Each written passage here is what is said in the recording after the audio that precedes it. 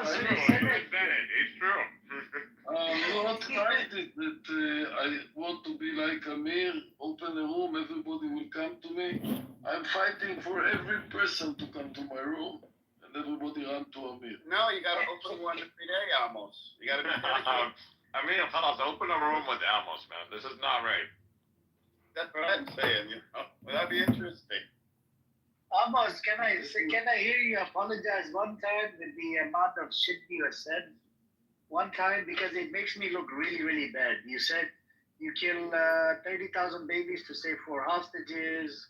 You said a whole bunch of crazy shit to Ace and all the other women that I'm not in room with. And one woman, you even back channel her about some private, kinky stuff. You must understand something, that in the virtual life, each one of us is a kind of between fantasy to real, you know. Each one of us can say a story. I can tell you I'm tall, I can tell you I'm thin, I can tell you I'm fat, I can tell you I'm the prime minister. If I can tell you any story I want about myself. I can say I'm a taxi driver. Do you have any proof that I'm a taxi driver? I trust your word. Amos, you're an elderly. I take your word. Okay. So when I say about my fantasy to release my hostages, so I said about the fantasy that I can kill 20,000 children to see the hostages releasing. But of course, you know, I don't mean it, but you want to take it to make propaganda against me. You know? Well, why don't you say what you mean, Amos? How many people would you kill? How many babies would you kill to save 4 hostages? What is a regular number for you? 4 people, 3 people, 2 people? 50,000 people. No, give me the straight. Don't lie. No lie. That's a fact that I killed 50,000 people and now they start release. But I don't think they care about the number. Hamas, I'll kill 1 million. They still will have 1 million more in Gaza. They don't care about life. They don't care about nothing. But at least I You want think you think everybody, even the newborn, is Hamas, huh? In Israel, the understandable is the Donald Trump is the magician with the magic to release the hostage. So maybe I was against him, by the way. I don't like. For me, Donald Trump and Bibi Netanyahu are the same. Same crazy people that you don't know what to expect from them. You don't know what they will do. But if he succeeds to release, to start a kind of releasing, so it's okay with me.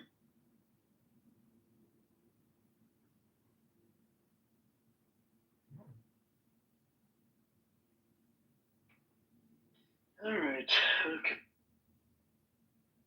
But don't take every word virtual person, whether it's Amos or it's any other person in the room. So many rubbish people say it's virtual people. I don't know, you sit here from the morning till night, or you have the trees of dollars outside of your house that you go out and where you bring money to bring food to your refrigerator. I mean, I don't understand. Every time I come here, this room is open, and a lot of people, yes, I'm jealous, that a lot of people, and also pretty women coming to you, and not to me. You want the women. Amos, can I share your story? You moderate with Yael. She moved you down and kicked you out of the room. Your own room. Can't believe it. Yeah, Al did that. Respect. Respect. It was me and Amos, and then I went and opened up a room. I didn't know she kicked Amos. Where is that woman? There's only one of the people I want to wipe the floor with on this app after the ceasefire is Yael. Her reputation has gone in the toilet. It's in the toilet. So don't waste your time on her, honestly. She said some disgusting things about. No, I want to say some disgusting things to her as well. Oh, you know what she'll do? She'll ask for your phone number. She has an Arab fetish. So please ask her. I'll give it to her in all three holes. In all three holes. I'll give it to her. You won't be able to get rid of her. Anyways, I think this is not one of those rooms, Cynic. Let's keep it PG. We have Caleb here. What's up, Caleb? What do you want to talk about today? What are you going to agree on today? Let's see. Are you going to agree on apartheid today or not?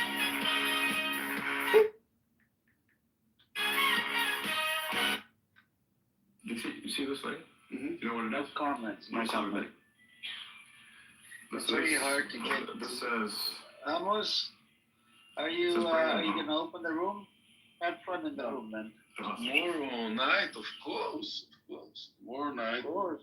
I asked you, give me some shekel, maybe I'll make you a mod in this room for one I day. make But no shekel, no money, no hugs. Listen, I make a picture now of all the people in this room. Each one who will not come to my room tomorrow, I will make him a proof. chemistry with someone. You'll make them a what? We'll make us what? I judge him in Hug. Oh, I Lord? complain in Hug. Yes. I go to Hug and complain that they didn't come to my room. Tomorrow, Now we're going to go to Amos's room. We need shekels, I need shekel, Amo. Otherwise I But can't. Amos, you have to mod Amir at least. Oh, no, Maybe bro, I can't. that's my fantasies. It The means Amos, that you say a whole Be bunch of crazy shit. moderator. You don't want to take it. and there will be 100 people in the room, I think. That's my fantasy. Me and Amir moderator, and 100 people in the room. Almost, I can say definitely your room is fun. It's definitely, Very specific on 100 people. yeah, he wants, that's his goal. You know, it's good to have objectives. This is good. You have to find a way to get to that 100 people. And, maybe resistance will come. Amos, send me shekel, maybe I'll buy you a fake visitor tea. I always go to his room. The problem is that he starts letting those crazy. You know, Cedric, there was a website. There used to be a website online. I'm going to go tomorrow. Resistance, you got to come in. You can get fake visitors. Well, you You know, promise me every weekend. Every Put weekend you under pressure by El Nashro and Daniel. Like they put him under pressure. I know. Taking over the Yeah, room. You're more resistant and saying, Kirill, right, but in my room you come and No, just what I'm saying is that I like your room. You're not listening. I like your room. You should be fair. Yeah, to but them. you come and make balagan and just shouting and shouting and shouting. Different. You allow them to. ladies and gentlemen, we have Prince. Ladies and gentlemen, I would like to welcome everybody who has showed up today to the extending their stay in Lebanon for 30 more days because they don't want to leave. They just want to occupy, steal more land. And my friend Amos here will convince you with his leftist tone that that's not true, that the Israelis are not bad people, that they're not occupiers, and that they're actually a decolonizing project. Wild enough. Amos, how you doing, brother? Are you good? If I'm good, Amos? yes. Amos Kibbutzim? Amos Kibbutzim is okay. How's the traffic, Amos? The traffic now, it's nice. Amos, I have a question. What do you think of a normal? He's a very clever person. Yeah, clever means liar. He's a very sneaky person. Sneaky, Yeah, Amos. No, that's what he's trying to say. When Amos says clever, it means sneaky. It's not a compliment. Amos, keep going. Tell me more. What I can tell you more about what? Do About you think he's a vile person? what? Who? Normal. Normally, he's one of the most cleverest Jewish I met. You don't agree with him, but I don't think he's clever at all, though. you don't think he's clever. You think But, he's clever? I know you the same as I know Elmoro. It seems to me very, very kind and clever. Let's say the truth. Yael was the first one in the You morning. think Edward is clever? Edward is. Amos, you gonna let me mod in your room tomorrow? No Why not? chance.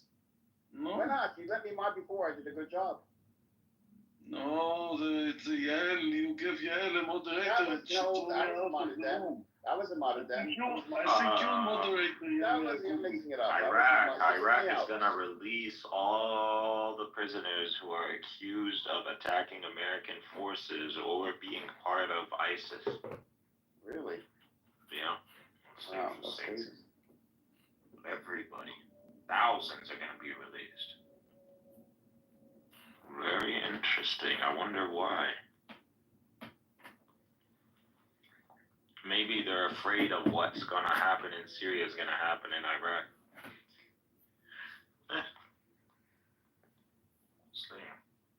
Friends, Fucking, I wonder what the Americans think about this. You think Turkey will take Syria? Turkey already took Syria, almost.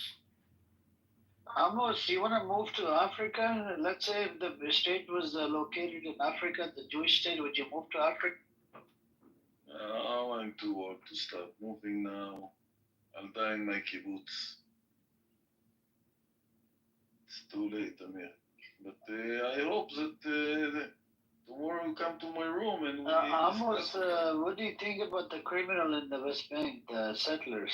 They're terrorizing the shit out of the Palestinians. The terrorists and the terrorists and the Nukhbot are the same to me. They are the Jewish Nukhbot.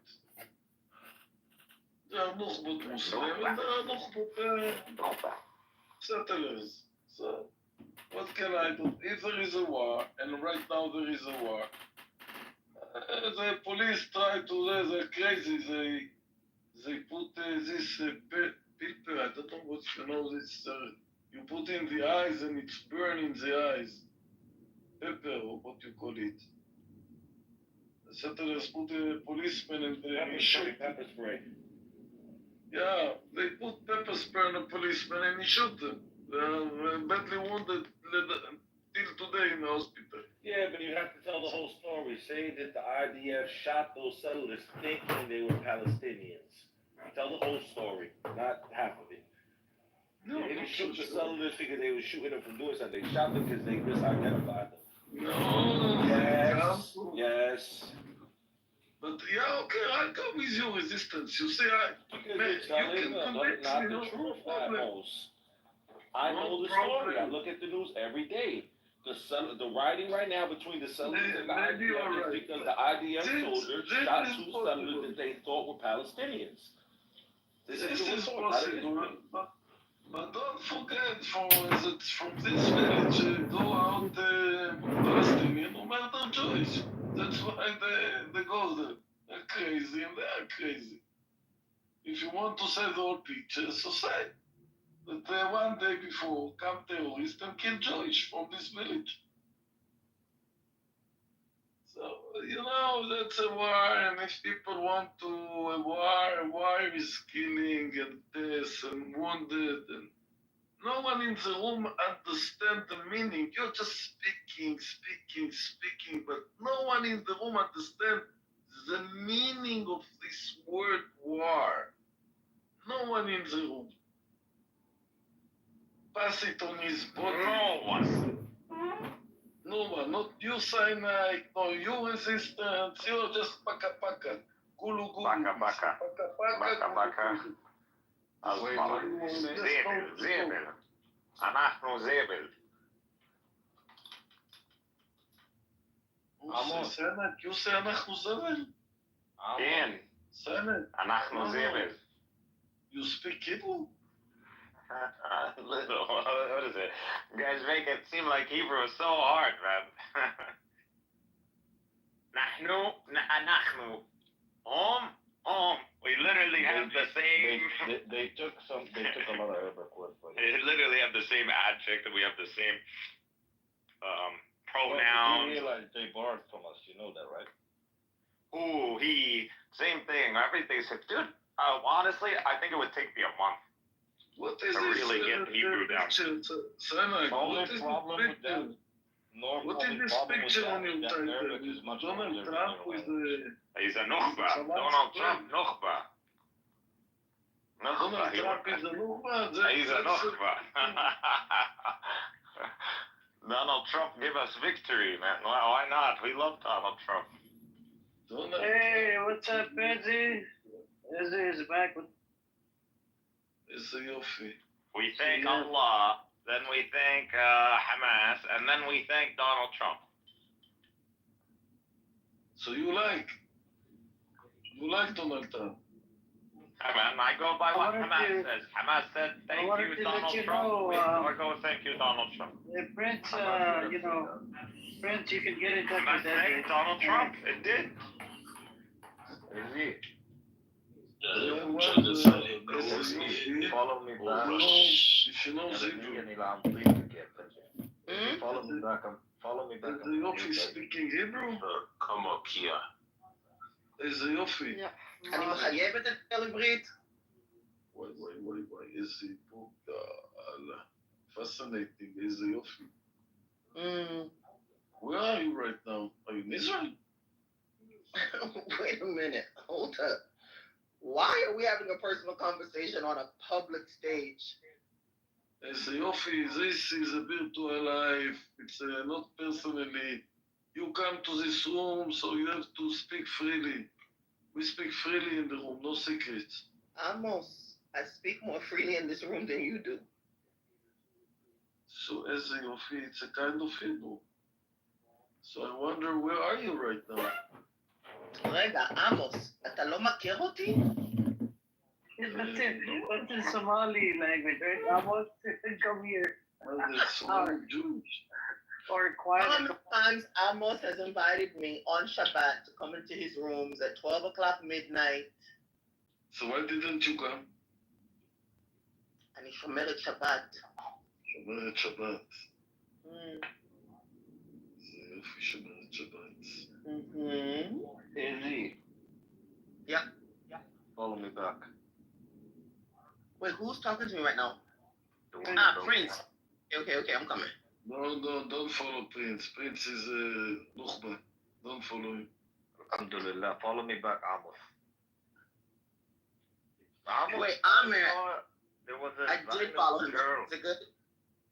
There was This a is Zionist Galileo. girl, Amos. There was an Israeli girl זה called. גלילאו, הפרנד שלי. גלילאו, what's the Prince? Almost. No, Galileo, I haven't seen you for a long time, Galileo. I'm here almost. Izzy, come. You also promised me every Friday night, but you didn't come. You also Jewish religious that they don't come on Saturdays. Yeah, Habibi, Amos. Yeah, Amos. There was an Israeli girl called Hannah. Do you know her? I think she's a Kahanist, no? She's a what? Kahanistit. Hannah? What? איזה יופי, explain them what is What did he say, Izzy? Did he say she's a whore? Did he call her a whore? Whore is a zona. So no. What did he call her? What did he call her? I barely heard him, but he said a conist, a con artist. Is that what you're trying to say? Yes, exactly. Oh, she is? The one with the big lips, the duck lips? I think she was a Kahanist. I'm not so sure because the same as איזה יופי, they talk. I remember I talked to so many people I do. شو رأيك فيه؟ Rav Dudi is the English, guys, English. Like no, you said, did you say con artist or kahanis, like male kahanis? Which one? yeah, like Meir Kahana. Yeah, exactly. Okay. So very, very, very extreme Kahanist right wing. talking about Jewish Nukhbut. When I said to somebody he's a Kahanist, I mean he's a Nukhba. But from the other side. The settler side. Amir, I had the most amazing day. I met some Palestinian brothers. I went in to do a mailing, and just awesome. I went in to do a mailing, and you know how like if you bring a box and you like go to mail something, they'll usually take it if you have a QR code. So I didn't have the QR code, and they were like, "Yo, you're gonna have to." What did they say? They said I'm gonna have to print it out for $2, and I'm gonna have to get a bag for like $5, another $7. And I'm like, yo, you guys know, first of all, I had just met these people, right? So I need to let you know, I'm straight up Yahud. I ain't trying to spend 20 extra cents. And they're like laughing and we're joking. Like, have you ever been in Israel? And I'm like, yeah, what part? And we're talking. And I was just like, all right, let me run to my car. But before I go, free Palestine! And they were like, you don't have to go to your car. You just said the magic word. We're going to give you whatever you want for free. And they did. But it was so fun, like laughing and joking. And it was like, we don't hate anybody. They're like, real Jews can get anything from us. But people who come in hateful, angry, upset about nonsense, nah, we don't have no time for that. So I made 6 new friends today. It was awesome. No. What? Mazel tov. Mazel tov. What's mazel tov? I'm waving at Mazel tov. My saying. Mazel tov. I think he's gonna tell you something that remember we talked about a couple days ago. So just talk to Chris just for 1 minute. Now. Oh, yeah, I see it. I got you. All right. All right. Sweet. Can't believe you showed your face back here. We got Himothy. Is it Himothy or Himothy? What's up, Himothy? It's Timothy. Timothy. You're atheist, aren't you? Hold on, Connor. Wait a second. Hold on. I know. He's a good Salafi atheist. I don't know what to call him. Hold on.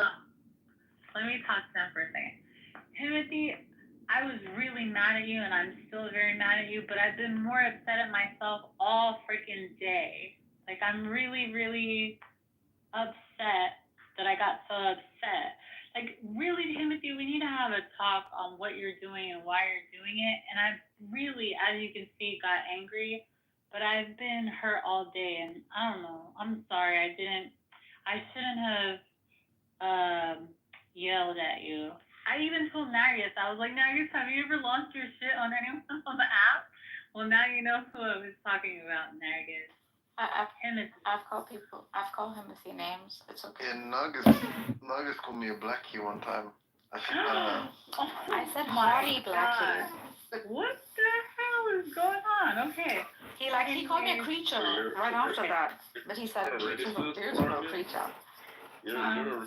Cora, get out of my room. I'm feeling bad all day. Like, I haven't gotten over it. Why? It's just Timothy. No, because I told him to shut the fuck up, and I feel bad. Somebody needed to say it, so tell her to. Be proud, Timothy is a proud Christian. Be proud today. In the interest, as a response to your olive branch, I forgive you and admit that yes, it was in fact you who was wrong. I did not know I was obviously correct. She can't take it. No. He said kneel and then told me so. What you did was legit very wrong. To the point that everyone knows, like, it's hard to get me to the point where I would be like, shut the F up. Like, that's pretty bad. You gotta know that I was that upset. He did the same with me. And then I had to go on my knees and say sorry just because I called him a haughty blackie. You should do it again. Both of you owe me an apology. Okay, now you stop talking. You're making it worse. No. Second of all, I'm village school one. But also, Timothy, I do think that what you did is wrong, and I don't think it's okay, and I don't understand it, and it makes me very sad and upset. But even if you did something wrong, even if you were being wrong, I know I could have handled it differently and better. So. Although Wait. Is Timothy now aligned with Christ, or what? Do you accept Christ, or is this just he's a troll? Salafi. He's always been a Salafi. You know the conversation that you and Andrew had today. So him and Andrew had a fight, and the reason they had the fight is because of the seed that no, we didn't have a fight. What do you mean?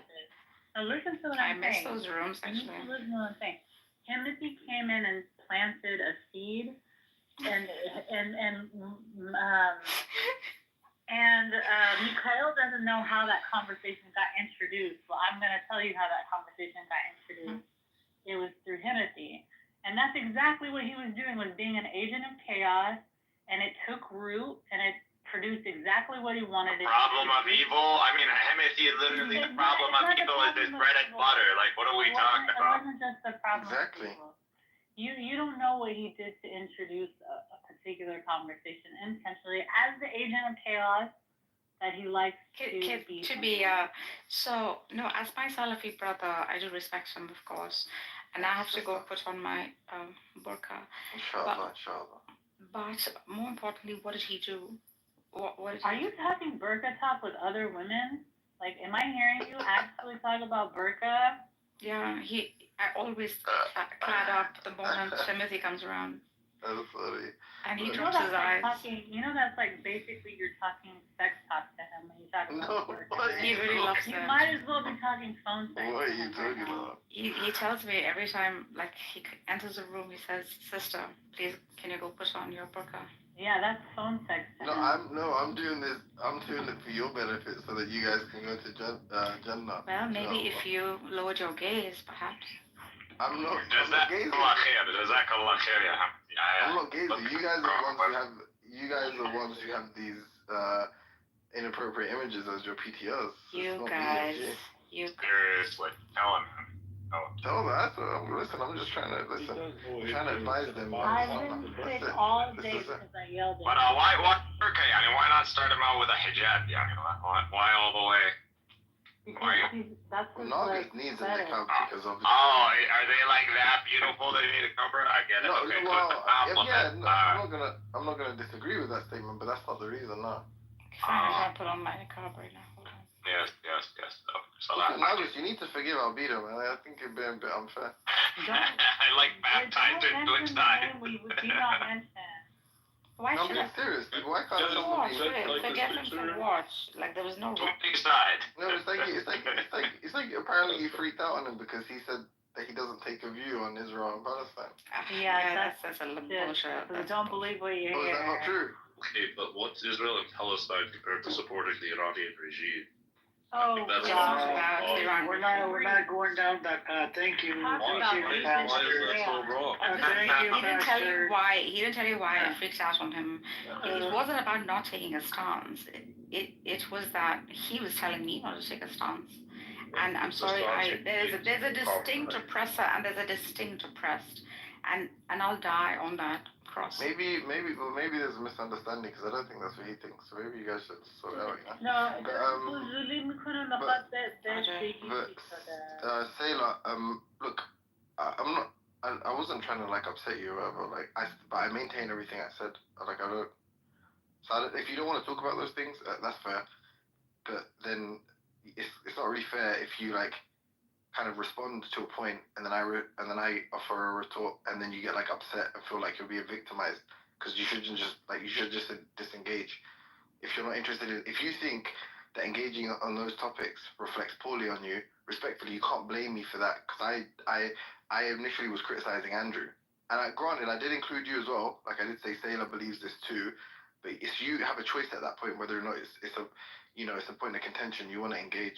No, if you do engage it, then you can't get upset and say like, "Oh, I'm targeting you," and I'm, because ultimately it's like a belief that you actually hold. Habibi, listen to me. This room. Habibi, I know that's a lie. Allahu Akbar. The truth that's Habibi, I know that's a lie. And some people try to deny that it's even a genocide. And you came in, and the conversation became very distant. Good evening, Deidre. This is John. Hope you had a lovely day. If you're free this evening, if you want to chat or if you'd like me to give you a call, I'd love to say hello. And hope you had a great day. Bye. That's how you do it, Alan. A million times. And it becomes disingenuous. Like, when it comes to the Palestinian cause and what I feel like you were up to, it's like not everything is funny, Hoodie. Like, I know, like, we're... Why do you think it's a joke? No, he's trying to genocide Andrew Tate. That's what he's trying to do. Mikhail, please. Let me and Hoodie hash this out real quick. Because you know already, like, his responses, and you know what he thinks, and you damn well, Hoodie, know that he doesn't think that the Palestinian people should be genocided. So you're coming around, well, you do advocate for genocide, don't you, Andrew? Not a good time. This is Not a good time. This is what I don't understand. Yeah, you came around. Why did you have exclusive access to? Wait, hold on. Why did you have exclusive access to ridiculous justifications? And I'll hand it to you, then I'll be quiet. I'm almost done. Okay? I'm almost done. You said repeating the same thing You came into the room to give your friend a hard time of whether his, text condones genocide or not, and tie that into should he be against genocide for the Palestinian people. Whatever, you're doing it in the wrong room. And I don't think that what you were doing and saying was disingenuous, because Andrew doesn't condone the genocide of the Palestinian people. So the narration that you were creating in that moment. I think he's agnostic to whether it is a genocide. No, he believes it's a genocide. I think he's agnostic, to be honest. No, he's like both sides. He does that, symmetry nonsense. I mean, to be fair to him, he's agnostic mainly because he hasn't read anything about, he has no familiarity with it. But that's kind of besides the point. I'm actually not trolling, just to be clear. Like, obviously, I try my best in most of the conversations I have to, enjoy them. So, as a result, I kind of always try to, inject a bit of levity into the discussions I'm having. But I'm actually being very sincere. Like, why do you think you have exclusive access to this set of justifications? You don't think people who support Israel, like Zionists, can just do the same dumb shit that you guys do? And that's what I'm trying to highlight here.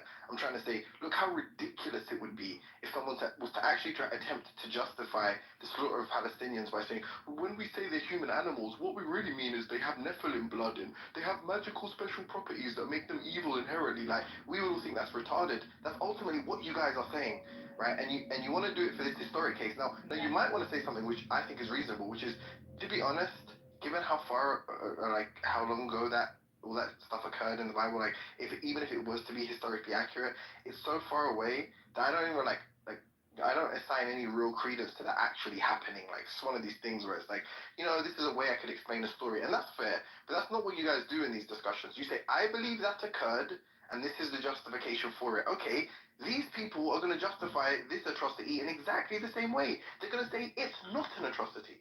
And I just think, you guys can't have your cake and eat it in these kinds of situations where you go no, this is a whole different discussion. It's like, no, that would be a historic case of genocide. Now, 2,000 years or 6,000 years or however long ago that was alleged to have occurred, 6,000 years in the future, you don't think if there are still, if the human, population or race is still divided into these ethnic groups, you don't think some ethnic, if Israelis still exist or Israelites or whatever, you don't think that will justify this genocide in the same way? What are your friend out there? God revealed Hold on a second. Sorry. I don't know if you noticed, Pastor, me and Timothy are talking. Please just. So if you could finish it within the next few minutes, because we gotta pass the mic around. You're talking about Christianity, so you're that's fine. That's fine. We're still talking. Thank you. I just think that whenever we're having a room that's particularly about defending the Palestinians from genocide, and then you come in and you want to hash a conversation that we've already had 55 million times, it's disingenuous. And I think that you have, and I guess, how can I translate Ragenmindane? How can I translate that? You're mean veined. You have a mean vein. There's a vein to you that's just downright mean. You come in to start a fight to, basically to say, to have that if we're not in God talk, we're literally in a room that is defending the Palestinians from genocide, and you're coming in and you're saying, but don't y'all support genocide? Don't you defend genocide? Don't you support genocide? When you know that's not the case, that's just mean. You're mean-spirited. like, I don't know why that's the case, but it's just mean-spirited. It would be different if you don't know what we think. It would be different if you were curious about it and you were coming in to find out about it. But when you know all the answers and you're just creating the conversation so other people will fight, and literally Andrew will be on the defensive when you know his answers, just to create chaos. It's just being an agent of chaos, and I think that's just mean-spirited. And that does make me upset, because then you've hijacked the conversation from the Palestinian people, and we're discussing whether the Amalekites were related to the Nephilim. And now we're on the defensive about what we believe about the Amalekites and if they were related to. But hold on, I'm almost done. You know what our answers are. Like, you know what we believe concerning some of those things. But now we got to explain it for other people, because you're acting like you don't know the answers to those things. And I've told you before, either, they're lying and these were actual people and, they weren't related to the Nephilim, then that's what was happening in history. Or maybe there's some truth to it, and there were fallen angels that saw women and they had children, and that mutation was in the human genome. Maybe that's true too. But just the fact that we've already had the conversation, you know all the answers, and then you're coming at it like an innocent bystander that doesn't know the answers just to be an angel. I never, that's a lie. You're lying. I didn't. When did I say I didn't know your answers? I don't care. Your answers, I know what all of your answers are, and they're silly. That's why I'm bringing it up. No, like, it's the opposite of what you're saying. I'm bringing it up precisely because I know what you think. What you think is silly. Support genocide? Yeah, you do. Like, what do you want me to tell you? This is why I said, don't have these conversations if you're this sensitive. No, you're legitimately Taylor. Like, I'm not even trolling. Don't have these conversations if you're sensitive. If someone comes into a room and tells you Andrew, you elect to respond. Hold on. Can I? I'm not sensitive to somebody who comes in genuinely wanting to know the answer. You're not genuine. Why did you just mean me? Why the fuck did you apologize to do the same thing again? No, I have no problem. Why did you apologize? If somebody comes into the room and they're like, Sayla, you're a Christian. But why the fuck are you repeating yourself? You just said this like a whole minute ago. In your text, it talks about how the Amalekites are. Why are you repeating yourself? Do you think nobody heard you the first time? Why are you repeating? Because a real genuine conversation will be somebody who doesn't know shit about my answers comes in and is like, excuse me, Sayla, like you're a Christian, and in your text it talks about the eradication of the Amalekites. How does that fit into what's happening to the Palestinians? That's a genuine conversation that I'm willing to engage. But what you did, why did you apologize right to do now, the same thing even again? right now, you're being disingenuous. Why did you apologize? Don't fucking apologize to no end. That's what pisses me off to no end, is that even now you're being disingenuous. You come in and you start saying, but don't you support genocide? Do you? Not to me, but to also even Andrew. Don't be cool with me. Don't try to be cool with me. You're hijacking the conversation for your own amusement because you're mean-spirited. That's why. All right. Don't tell me no apologies after this. Don't say like peace offering, bygones, and all that shit, because you're just gonna do the same shit again. Well, we're having a conversation. I'm not telling you to shut the fuck up. You just muted me 100 times. You apologized. I did. For like 5 minutes. Absolutely. Then as soon as I started responding, you started muting me and then repeating yourself. Because you're lying again. So you're not really apologetic. You weren't apologetic. You were just upset that you didn't get your opportunity to speak your mind. That's why you're upset. When you gaslight, you don't give a shit. When you bullshit, I'll mute you. Timothy, everybody saw. They're not lying. Like, what are you doing? I'm muting you because it pisses you off. This isn't gonna end the way you want it to. Like, trust me. No, that's fine. I'm sure you're very vindictive. I'm sure you can. No, I'm not vindictive. I'm just not gonna. The next time you try to say sorry, I'm just gonna go, no, it's cool. Like, forget about it. There's nothing. I said sorry for telling you to shut the fuck up. I'm not sorry right now for telling you that I think it's a very disingenuous thing that you do. I'm not sorry. I'm not being disingenuous. You think stupid things. I told you they were stupid, and you got upset because you're really sensitive. Okay. I'm not upset. That's all that's happened multiple times. I'm upset. And I didn't come in the room to address you. You're still doing it. Do you want to shut up for a second? Do you want to stop talking for 1 second? No. You've been talking non-stop since you fucking apologized. Yeah, but still. Yeah, I came in the room to speak and to say something about Andrew. You were talking about whether Andrew supported genocide, and I said something about Andrew, and you volunteered a response No one addressed you. Said that no one addressed targeted me. you. Then I responded to the dumb shit that you said, and you were too sensitive. Why are you still talking now? Because you're lying. You keep lying. But that's not the lie, though. That's like what happened. And you're doing the same thing now. I came into the room, you addressed me. I'm responding to the dumb shit you said again, and you're upset. Just to be Like, fair, he was addressing. Upset about it. Hold on, he was addressing Andrew. He wasn't addressing you. But he even said himself, yes, I did include you. Did you not hear him say that? Yeah, at some point I said, oh, Sailor believes this too. You choose to respond to these things. Then when I actually address your actual silly beliefs, you get really, really sensitive and call me mean. Okay, stop fucking responding then. Like, I have a right to speak about what I want to speak about with other people, right? You don't have a monopoly of, where No, say of what I don't can have speak a about. right. When you Okay, come cool. into this If you room wanna, and you want to hijack the conversation why for do you your keep muting purposes, me? Like, to get your little mean rocks off, I'm to not get your listening little to you. mean You're saying ding the same dongs shit up, over you're and not over. gonna pay for Brothers and sisters, just to get your little mean ding I dongs want you up. guys, I'm not gonna I let you want you hijack guys the to consider conversation. something. Sella, What is happening, I had a Stella? You're conversation. You engaged in it. What the fuck are you talking about? You didn't tell me don't talk about this. You actually tried okay, to wait. respond.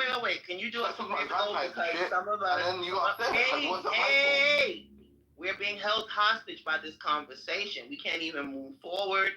We can't continue the Yeah, but I original haven't got time dialogue. to like defend myself. Okay, but I need you to There's nothing to Why did you defend do that with yourself Sailor? on. Hey, you can do Why that in did a you do this private when Sailor room. was You don't speaking? have to do Why that. did you do this when someone else was Yeah, speaking? you Why guys did you can do go in that? a private room. No, That's but right. one second. Hemothy, like, seriously, there's nothing to defend yourself. She literally Yeah, said nothing. hold on. She literally said nothing. Hold on, Sister. I said nothing. I thought I talked for a while. No, we pretty much just repeated your grievances like 2-3 times. So That's let her empty it out. She wants to get. But why though? Why apologize though? It's just like that's stupid. I apologize. Why can't we go into a private room to hash this out? Because we want you to hear it. Yes. I want you to hear it. Oh, okay. Well, can you do me a favor? I want you to be the judge. You cannot suppress a loud voice. All I'm gonna ask is that if anybody wants to engage in mental masturbation, that they do it in private. that's a way to describe do it. with you there. I want you Use your own hands. Your own hands. I'm not helping you along with that. Hold on. Just to be fair, even though Hemati started the convo, right, and Cynic and Andrew went back and forth, and I actually enjoyed it. There's people in here, they enjoyed it as well, by the way, Sela. So I don't see a problem there, But anyways, we can move on to something else now. But we love Andrew. So Yeah, no problem, man. Like I said, Yeah, you're welcome in here. Look, I do. offend anyone when I Bro, Hemati, I do offer limited freedom of speech, like earlier. You can curse at people. If they curse at you, I don't mind. Okay? Yeah, did I curse at anyone? No, if you do, if somebody curses at you, you can curse back at them. I do offer limited freedom of speech. Okay, limited. Not unlimited. I have more like. If you do blasphemy about Islam, then I'm gonna have to. that's religion. No, I'm a sort of, but I have more like. Towards religion. I get a wider berth when it comes to Zionists, right? Like I can insult them more, right? I mean. Go off the handles. Did you not see Cynic, bro? He was going crazy. That's okay. You see, look, I agree with you, Hemothy, Cynic. and I think Andrew's coping, and yes, they use those very verses to justify. I agree with everything he said. Hashtag free Andrew, stop. Thank you. Hashtag free Wait, Paz. did you say hashtag free Andrew? JB's in his own room called Fakes, Frauds, and Wannabes. He must be projecting.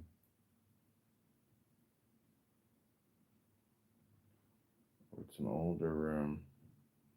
That means we're gonna pay off all our debt with our XRP stockpile. It's gonna. I wonder if Jason Williams owns XRP. He owns everything, probably. Yeah. I mean, even John 44 owns XRP. No, he does not. Yeah, he has like a wallet that he couldn't get it off of or something, like $20 worth. It was $20 worth a while ago, so it probably might be able to withdraw it now, or whatever. Yeah, it might be $60 now.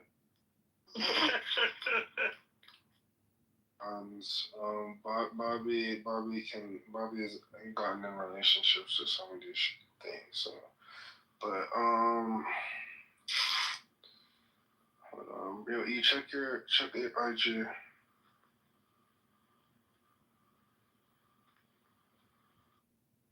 What? You would have failed if you were in Abraham's position.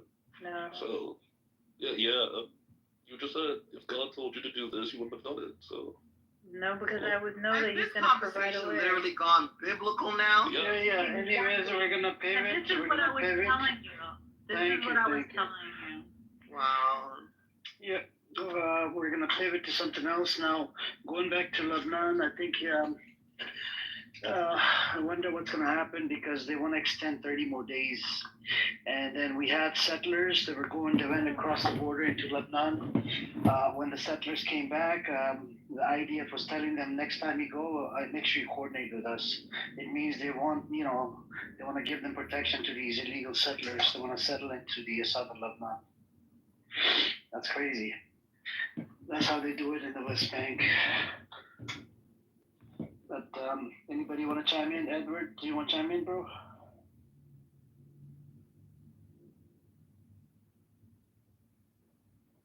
Can you hear me? And then he says it again. He's like, yeah, Jay and I don't like each other. Blah, blah. I'm like, bro, are you talking about me? Brent? Brent is saying this. Brent is saying this. I thought you guys were all I hate peacefully that. coexisting. I know. No. I'm not a listen. Listen, one thing about me is I'm not a fake or a phony. No, I don't think you are. So I'm not gonna ever. I have no respect for that guy. I think he's a liar. I think he's a fraud. I think he's a fake. It's my opinion. And then after he leaves the room, he goes and opens the room and tells people I'm a pedophile. I heard that later in the day, or this evening. I went in, I saw a chat, and I heard someone say, that's not right to call someone a pedophile. I don't remember who, and I thought, who are they talking about? And then I realized it was you, and I thought, you've said a lot about your life. I never heard that. But. And, well, he called me a sex offender also, and I said, I'll give you $10,000 if you find my name in any sex offender registry. Yeah, what? Why is it being rehashed, Jay?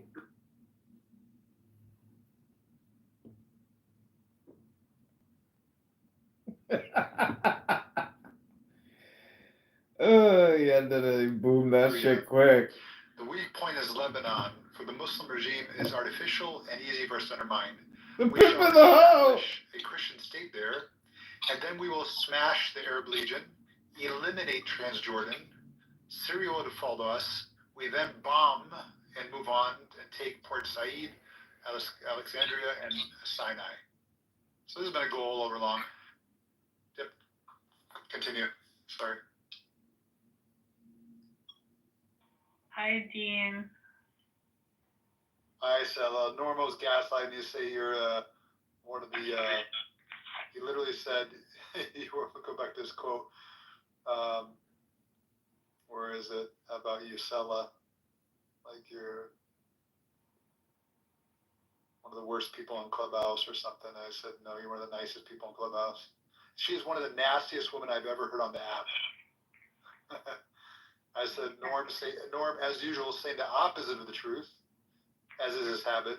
Sella's one of the nicest person on this app. Anybody knows you're in Andrew's room, this room, that room. You've been on this for, I don't know, at least a couple, 2-3 years or so.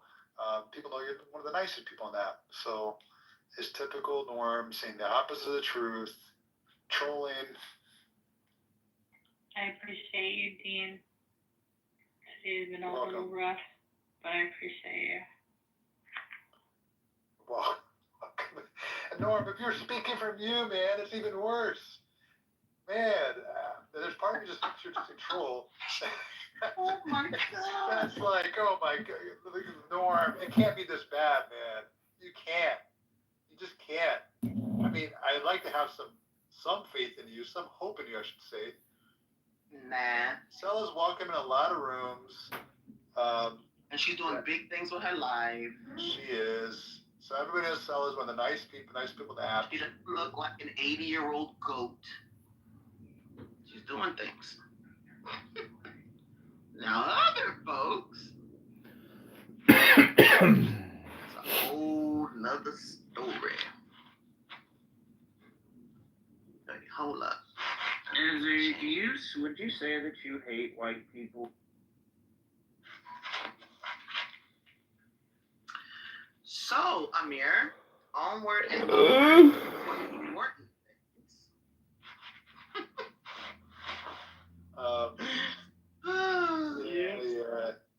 Yeah, but Rude, my goodness. I should ask you those three questions again, namely the last one, the three questions I asked you. But this, people who support the genocide, try to justify the genocide, are just morally, they need some moral surgery, some fixing, correcting of the fault in their heart, which would somehow side with the oppressor, the genocider. It's just, it's a genocide. I mean, the world says it. Leading human rights organizations, But they would want to genocide me, though. The former head of the AC. He is also the founder of Human Rights Watch. He's a Jew. A gay biracial American claiming that Hamas is trying to genocide him. He changed his position. Said, no, this is a genocide. Holocaust survivors, Holocaust scholars have said this is genocide. It's genocide. Not because... Say it! Say it! It's a genocide! But there's Christians, Zionists, and Christians in general who don't believe in homosexuality. Thinks it's a major. But they're not throwing hose off buildings. They're not throwing. Name me the last case that some gay guy was thrown off a building. I'm not a. And if you find that one or two here and there a year, no, show me like with mass. Like, well, they're probably afraid to come out. There's somebody in America. Well, yeah, in certain societies, if you live in Japan, Indonesia, Korea, to Russia, Chile, Ecuador, there's going to be certain customs and certain moral values that are upheld. And so we're going to have to chuck you off the fucking roof. I'm sorry. No, but you sucked a cock. We got to chuck you. Yeah, in Singapore, a white American got... No. If you did in your home, that's between you and God. I mean, you can sin in your home. The police are not going to go inside and open your windows and look inside what's happening in your home. They actually did. They would set people up. Where? When? In Palestine, there'd be like they would set people. Give an example where the police just went inside the home. They set up campers, Well, it was Hamas. Yeah. They would go on like dating apps. They would go on like gay dating apps. So and, like, just admit it. Your position. They would meet. Just admit it, Rude. Your position on the genocide is predicated on your homosexuality. But so if the Palestinians were suddenly more favorable to homosexuals and the Israelis were against homosexuality, you would favor the Palestinians. It doesn't matter so much about genocide. No. You don't know that. Let me tell you I think other people know that. I'm a Western civilization girl. Okay, I love Western civilization. He's a Western civilization girl. I prefer to live in a world where most of the world is Western, and I don't. Well, most of the world is not Western. All of Africa, Christian Africa. He's a Western girl.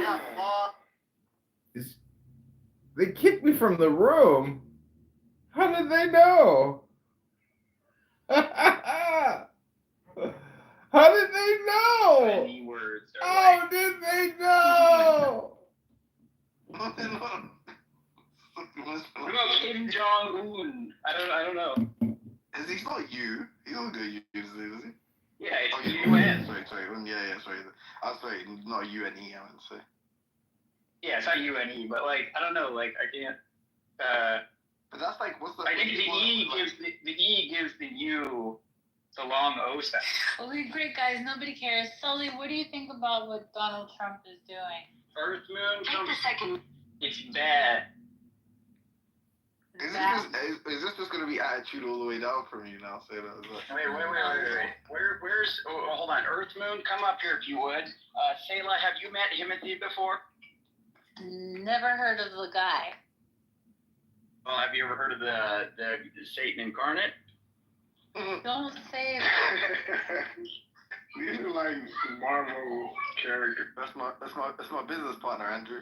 Don't speak that. Well, he talks about making deals with the devil, being the devil's advocate. He's like, no, I fish that, take the advocate out. Devil's advocate, damn. They based though, not gonna lie, right? Trying to be the devil's charge, you know? He's kidding. Anyways, Anywho. Was there a resolution to the earlier marital dispute? Did you guys recall the announcement? There actually was, and then Seda proceeded to rant for 5 minutes straight while muting me and screaming at me. So I did not scream. I did apologize. I did apologize for telling him to be quiet too passionately, but I still think that he has a gaslighting problem, and he likes he's a bit mean, and he's mean too. It's an atheism. I think no, it's not. We're gonna drill the atheist. Love, don't go nowhere. Ramon, don't go anywhere. I think my favorite moment was at one point you told Timothy, "Shut the up." And I apologize. And I was like, all right. That was all right. I was like, but what do you legitimately, what do you think is more offensive?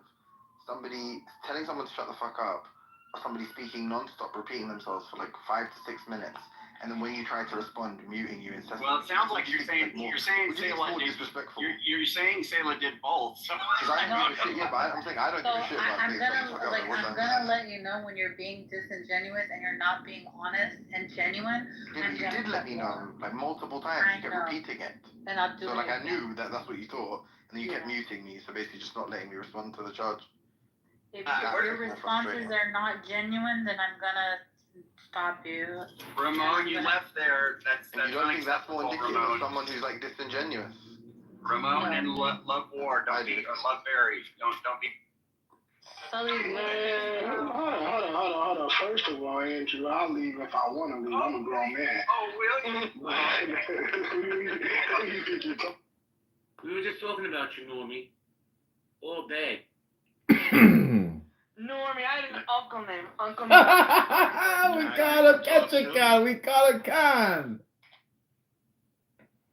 Hello, Norm. Hey. What's up, Uncle Norman?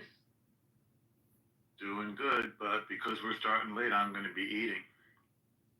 Jay, I'm gonna pop down and back up. I have too many people blocked to be a mod, but You're welcome. So, Normie, you know what I had for dinner? I had Spumoni Garden Pizza. Have you ever been there?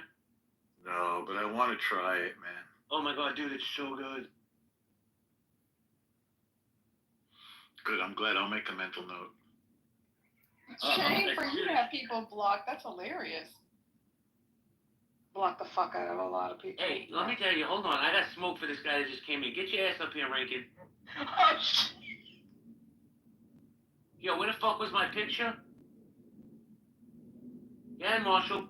Dude, I completely forgot about it. I got caught doing something and fucking flicked. I'm sorry.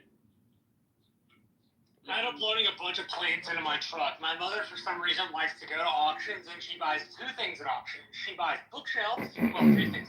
Bookshelves, typewriters, and plates. Wow, I love typewriters. Does anybody use typewriters anymore? Remember IBM Selectric when that came out, guys? Yeah. You know, my kid, before I got him a computer when he was like in middle school, he used my computer to do his homework. And one night he was like, Dad, I need the computer. And I was like, listen, I'm doing something right now. I can't. And he very defiantly went under the desk and pulled out an old typewriter and started doing his homework on a typewriter. It's definitely my son. I can only imagine. So my this room was, or is, it looks like, it's a small room right now, but it'll grow. Everybody here has been doxxed at least one point. Right? I know Hermes, how you doing? You've been doxxed pretty hard. Yeah. MG, you have, Norm, you have. I'm not going to get into the specifics of Norman's docs. And it just seems to me, listen, I'm kind of a free speech absolutist unless it's slanderous or libelous, right? So when you have that piece of shit, Brent, calling me a pedophile, right? The same man who said he served an IDF but doesn't speak Hebrew, I remember the days, Jane, back on Club. He was a soldier. When you had to bring receipts. If you claimed to be something, you had to prove something. This motherfucker goes around this app, disparages people, brings no receipts, not one.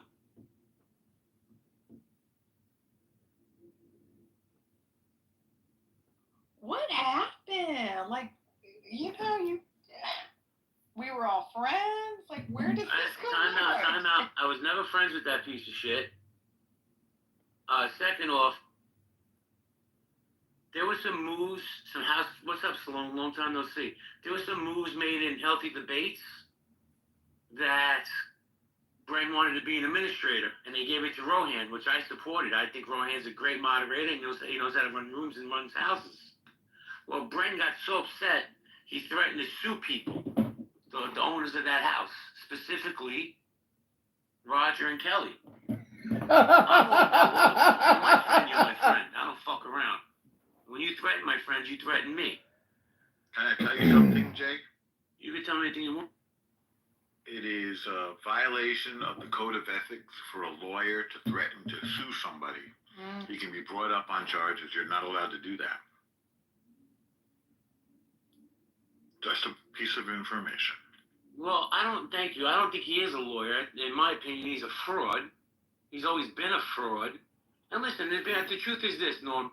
I don't give a fuck. You want to come on here and you want to be a nuclear physicist, be my guest. I don't give a shit. But don't threaten people, right? Don't dox people. He brought up a lawsuit that I had from my childhood, right? And it's just, the reason he wanted to sue Roger and Kelly is, you ready? Because he thought they were anti-gay. Now, Roger may be a lot of things, but Roger's not homophobic. He's been clipped. Otherwise, would he be here, Jay, you think? Yes, I spoke to Roger. He's well aware I was opening this room. See, what people don't understand is like my relationship with people outside this app. Roger and I became very good friends. No, I consider Norm a good friend. I agree. He got clipped again today? Yeah, he got clipped. Yeah. Because of that piece of shit, Ben Mendelsohn. Benny boy! Yeah, I don't guess. I don't know. I don't care. But, you know, Ben Mendelsohn, hypersensitive, very condescending human being. And I'm just over all that bullshit. Rich, what's up, Rich? Oh, sorry, I didn't have my app open. Hey, what's up, guys? I guess Bren's starting shit, or what's going on? It's not just Bren. It's just like this app has devolved into a point of all these frauds and these fakes, right? They get away with so much shit, whether it stops in people's families, weaponizing people's past. It's just like enough, right? Like, when do you just say to yourself, why can't we just have the real conversation? Listen, Jane and I disagree on a lot of things, but we always come back to the middle, which is respect. Why does everybody have to internalize everything? But in my opinion, I'm sure he's down in the VIP section under a burner account. I don't give a fuck. It's my opinion. In America, we're allowed to have opinions. Bren is a fraud. He's not a judge. He's never served in the IDF. And let me tell you why that pisses me off. Because there's people on this app that are my friends that have served in the IDF, right? People who have fought and lost friends because of it. Here. You did, right, Norm? Didn't you serve in the IDF? I knew that guy was in the freaking volunteered, judge. Yeah. Listen, whatever I say here is just my opinion, right? And I just think he's a piece of shit. I think when you threaten to sue somebody and then use the fucking bullshit excuse because he's gay, nobody gives a fuck how much dick you suck, dude. Nobody gives a fuck. What they care about is your lives and how you hurt people. Fuck that. So, like, I have looked into Brent's account and stuff and his personal information, and I don't see the evidence for him being a district court judge in California. Oh my God, why are you researching Bren though? Oh, I research everybody. That's what I Oh my gosh. do. you know I what? don't You know what, research none of y'all. MG, you know what though? And this is no bullshit. Since I've been on this app, I've always been the same person. I don't hide from my past. I talk about it openly, right? I don't ask people for money. If I bang with somebody, there's a reason. If I'm disrespectful to somebody, there's a reason. But usually, for the most part, I'll have a conversation with anybody. Even if they're idiots, I'll talk to them. Maybe an idiot could teach me something. But let me tell you something. He's a piece of shit. He's not the only piece of shit. You got people like Soren who fucking dox multiple people on this app. Multiple people. Soren doxed Rohan's daughter. How do you dox somebody's fucking How do you dox somebody's family? Now that's just cross. But you know what? Some of you fucking pieces of shit will sit there and sing Kumbaya with him. Makes no sense to me. Yeah, Soren's a piece of shit. Even I know that. I don't even go around. But what was the suing of Kelly and Roger about? It's stupid. There's plenty of gay people who go in and out of all of our rooms. How do you sue for being like that? I mean, what's the claim? I don't know. Kelly's in the room. If she wants to come up and speak, she's more than welcome to. Kelly's my friend. And Kelly and I have banged heads. There's been times where I sat there and said, well, what a fucking idiot. But you know what? I still have nothing but love and respect for Kelly. Because she gives it back to me. Why Brent would want to go after Kelly? I have no idea. Why Soren go after other people? Why do these people get away with it? I don't know. It makes no sense. MG, you got docked so hard on this fucking app. Well, that's not entirely true, but I hear you. I think the bullying is very different when it comes to women. I don't know. I feel like there's a qualitative. I don't know. I just feel like the women side of things, it feels like a lot of jealousy, a lot of hate for various reasons. But listen, if I don't like you, I'm blocking you and I'm moving on. Like, all of this is too much work. Like, I'm not researching you. I'm not doxing you. I'm not following you around. I'm just blocking and moving on. I don't understand why people just can't do that. Just set healthy boundaries and move on. But they can't. They won't let it go. They want to follow you from room to room. They want to harass you. They want to bully you. And it's an app. You can't bully me on an app. I can just leave. I just find the whole thing very bizarre. Jay, I don't know. I don't have any answers for you because I've had the same problems with various women and one male. Yeah, I had Andrew Meyer who wouldn't leave me alone for 6 months. Andrew Meyer's terrified of me. If he sees me in his space, he's leaving immediately. Oh my God, it was 6 months. He just would not leave me alone. So I don't get it. You know, like I said, I'm blocking you and moving on, and that's it. Let me give you some context here real quick, MG. I go into Roger's room today. He opened the house, or it was Roger's room itself. I don't know.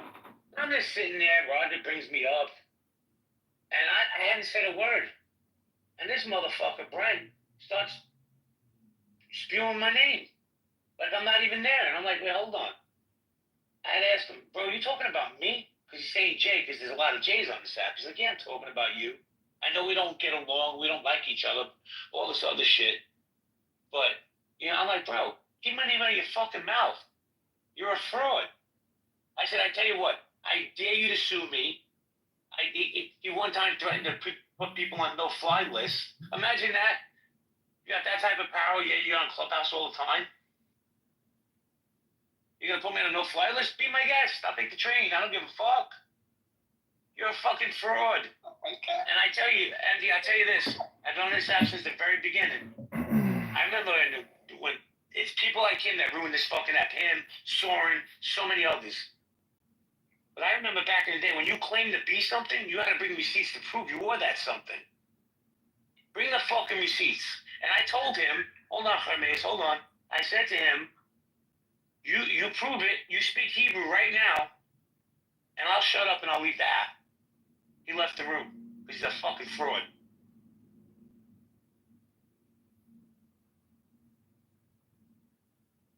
Jay, let me ask you something. Isn't it a criminal? Isn't it a crime, a felony to pretend or to say that you're a judge? I don't know. I'm not a lawyer. I don't play one in a clubhouse. I don't know. What's up, Time Off? I have no idea, bro. He could be whoever he wants. He could be Thurgood Marshall. I could care less. But when you threaten my friends and then you don't understand why I don't have your back, like what planet do you live on, bro? Like, why? Listen, you don't have to like Kelly. You don't have to get along with Kelly. But what happens to what stays on this app stays on this app? Why do people have to take everything, internalize it, and then make threats? Oh, no. Andrew Meyer went on, does anyone remember that? It's a very famous podcast. He went on the podcast to talk about me on a nationally syndicated podcast. Like, these people are batshit crazy. I listen, I don't fuck around with crazy. You show me signs of crazy, I am leaving you the fuck alone. Like, I'm a mother of two. I don't have time for this. So, Jay, I just think it's unresolved mental health issues that we're dealing with. It's weird. Yeah, I agree with you. It to me, when I see people like Brand, that's mental illness. It's just weird to me how when you poke the bear and the bear bites back, you cry victim. He's a perpetual victim. That's not just him. There's so many other people on this app that play the same fucking role, right? And I swear to God, I had a nice conversation with Roger about trying to just be nicer to people, forgive people. I'm like, okay, I'll try it. And then I go on the stage and you got this piece of shit talking about me. This piece of shit! I don't know, man. Listen, thank God he didn't sue Kelly or Roger or any of Rohan. But we got people like Soren, who puts Rohan's daughter's information, announces it in a room. Why would anybody, mental illness or not, why would you fucking do that? Talk about somebody's kids. Put them in danger. You asked, like, why do those people continue doing that? I think it's because I'm talking about all of us here, we're not holding these people accountable. We just create a room like this room. We talk about it. But I think maybe we need to start holding people accountable. That's what I had to do, Jay. What does accountability look like to you? Well, when that shit went down with me, eventually I had to call the sheriff. I had to file a police report, and then I got my attorney involved. And once my attorney made contact with these 3 individuals who started the bullshit, then it went away. A lot of this also depends on the state that you're in. Because in my scenario, JB, what I did is I just filed police reports because I wanted it on record. I just every time a harassment issue with said individuals, it was batshit crazy. I took screenshots and sent that shit to the police. So I have multiple police records open. I for the women in the room, I have no answers. My JB and the men can, they can fight their own battles. For the women in the space, when you see crazy, just move around because it's not worth it. So let me tell you something. I call the police. Let me tell you something. The police. I invited you up because I'm fed up. I like legit. When you said you threaten people with frivolous lawsuits, fine. You pretend to be a fucking lawyer or a judge or whoever the fuck you are. To me, you've had stage 4 cancer for 18 years now. Right, you were part of IDF, all that bullshit. Never served a fucking. Can't speak a word of Hebrew, but you're a fuck. I think there should be a space between the last word What about and the it, sentence. Randy? What about a dot? No. Why? No. I mean, because I feel like it's too compressed to have a question mark right after the word. It feels a little too much information per square inch, per dot. What's going on? Get in here, and the first thing you hear is Soren. My God, we're going to find something intelligent to talk about. Well, I was talking about Brent calling me a pedophile today. Brent, the fake judge. that comes out of his mouth is the truth. You know, we know that, right? Yep. That's fucking disgusting.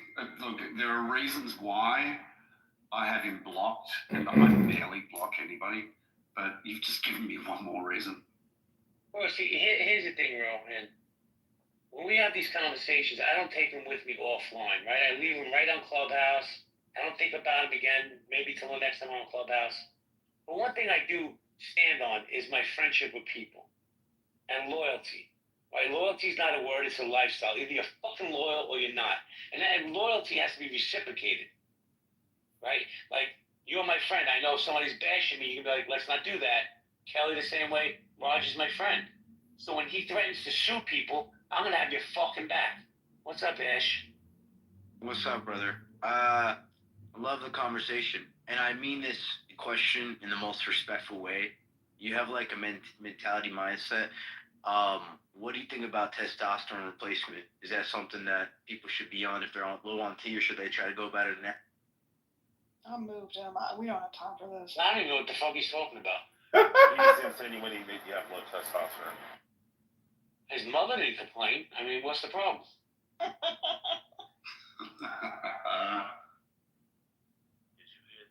Obviously, that must be a Brent acolyte. And I'm sure Brent's in here with a fucking burner, and that's fine. Brent, in my opinion, you're a fraud, you're a fake. And if not, somebody please relay that message that I said that, in my opinion. I know, Rohan, when somebody says they served in the IDF, but they don't speak Hebrew, they served in the IDF Intelligence Division, but they don't speak Hebrew. Does that sound kosher to you? It basically is kosher as a pig on the barbie, right? It does not sound right. I don't know if any individuals that come across that have said they've served in the IDF who can't speak or understand Hebrew. At least understand a little bit. I don't know, what about you, Jane? I did not serve in the IDF. By the way, Rohan, I had opened this room in Healthy Debates. Jane was in there with me. The room was open for less than a minute, and it got closed by Clubhouse. What? Oh yeah, where? It just shut down, and then it wouldn't allow me to open another room in Healthy Debates. Oh, goody. That's fantastic. I'm gonna laugh a little bit. Why Okay. why don't we have like a sense of community on this app? Like no one would do this in real life. Like I don't understand. For some of this egregious shit, I don't understand why we don't band together as a community. Yo, MG. Is that too much to ask MG, for? hold on. Let me just. MG, what are you suggesting? She's right though, Rohan. Because you know how many times I've gone to bat for people, and my so-called friends just sat on the sideline. I'm not talking about you or MG. MG is a real deal loyal friend, right? But many other people will sit in a space with fucking Brent and let him call me a pedophile and not say anything about it. Jesus Christ. When did this happen? How did you happen to be in the same room as him to start off with, Jay? I wasn't. What happened was, we were in Roger's room. Roger, him and I, Brent and I disagreed. I said what I felt. He said what he felt. Then he left because that's what he is. He's a sore little bitch. Opened his own room and went in there and started talking shit about me. And I was getting multiple messages offline that he's calling me a pedophile. Wait, Jay, did you mention the part to Rowan? Are you aware that Brent's supposedly trying to sue Kelly and Roger? Sorry, what did you say? Oh, that Brent's trying to sue, supposedly, allegedly suing Roger and Kelly for being homophobic, I guess? I guess that's what was said, right? Oh my God. Look, honestly, I would not believe anything that comes out of his mouth. Do you know what the whole thing is? You know what started this whole thing? This is how fucking trivial this piece of shit is. There was some house cleaning issues in Healthy Debates. And Rohan became an administrator. I was supportive of it because Rohan's my friend. I like him. I respect him. He runs some of the best rooms on Clubhouse. And I had no issues with it. I didn't give a fuck. As long as I build my rooms and be supported by my friends, that's all I give a shit about. He got upset because he wasn't made an administrator. And then he started threatening people because he wasn't made an administrator. Matter of fact, I think his exact words were, if you don't make me an administrator, I'm going to sue you. Who does that? Very sensitive judges. Again, unresolved mental health issues. Some of these people don't have real friends in real life, Jay. Like, this is just unresolved. That's not true. I have many friends in the real world. But they don't talk to me anymore because I'm here talking with you all the time. Exactly. Listen, like I said, Kelly and I argued. Kelly's kicked me to the audience, told me I was a fucking idiot. She was probably right. But the next But how do we know you're not a pedophile, Jay? It's Roger's house. I'm a fucking guest in their house. They give me the privilege to open rooms in their house. It's bizarre to me. We're doing the best we can, Alan. I agree with you. There's some good people on this app. Rohan, you, Norm, Kelly, John, Edmund, Adrian. People I trust. I trust you guys. Right? But some of these motherfuckers are so hypersensitive and internalize everything. It's ridiculous already. Grow up. Let me tell you something. I have a past. I've spoken openly in my past. Maze has a past. Uh-oh. But you know what? I guarantee he's not the same man today as he was 20 years ago. Who the fuck am I to judge anybody? This dude got ran across the rakes all over this fucking app. It's bizarre to me.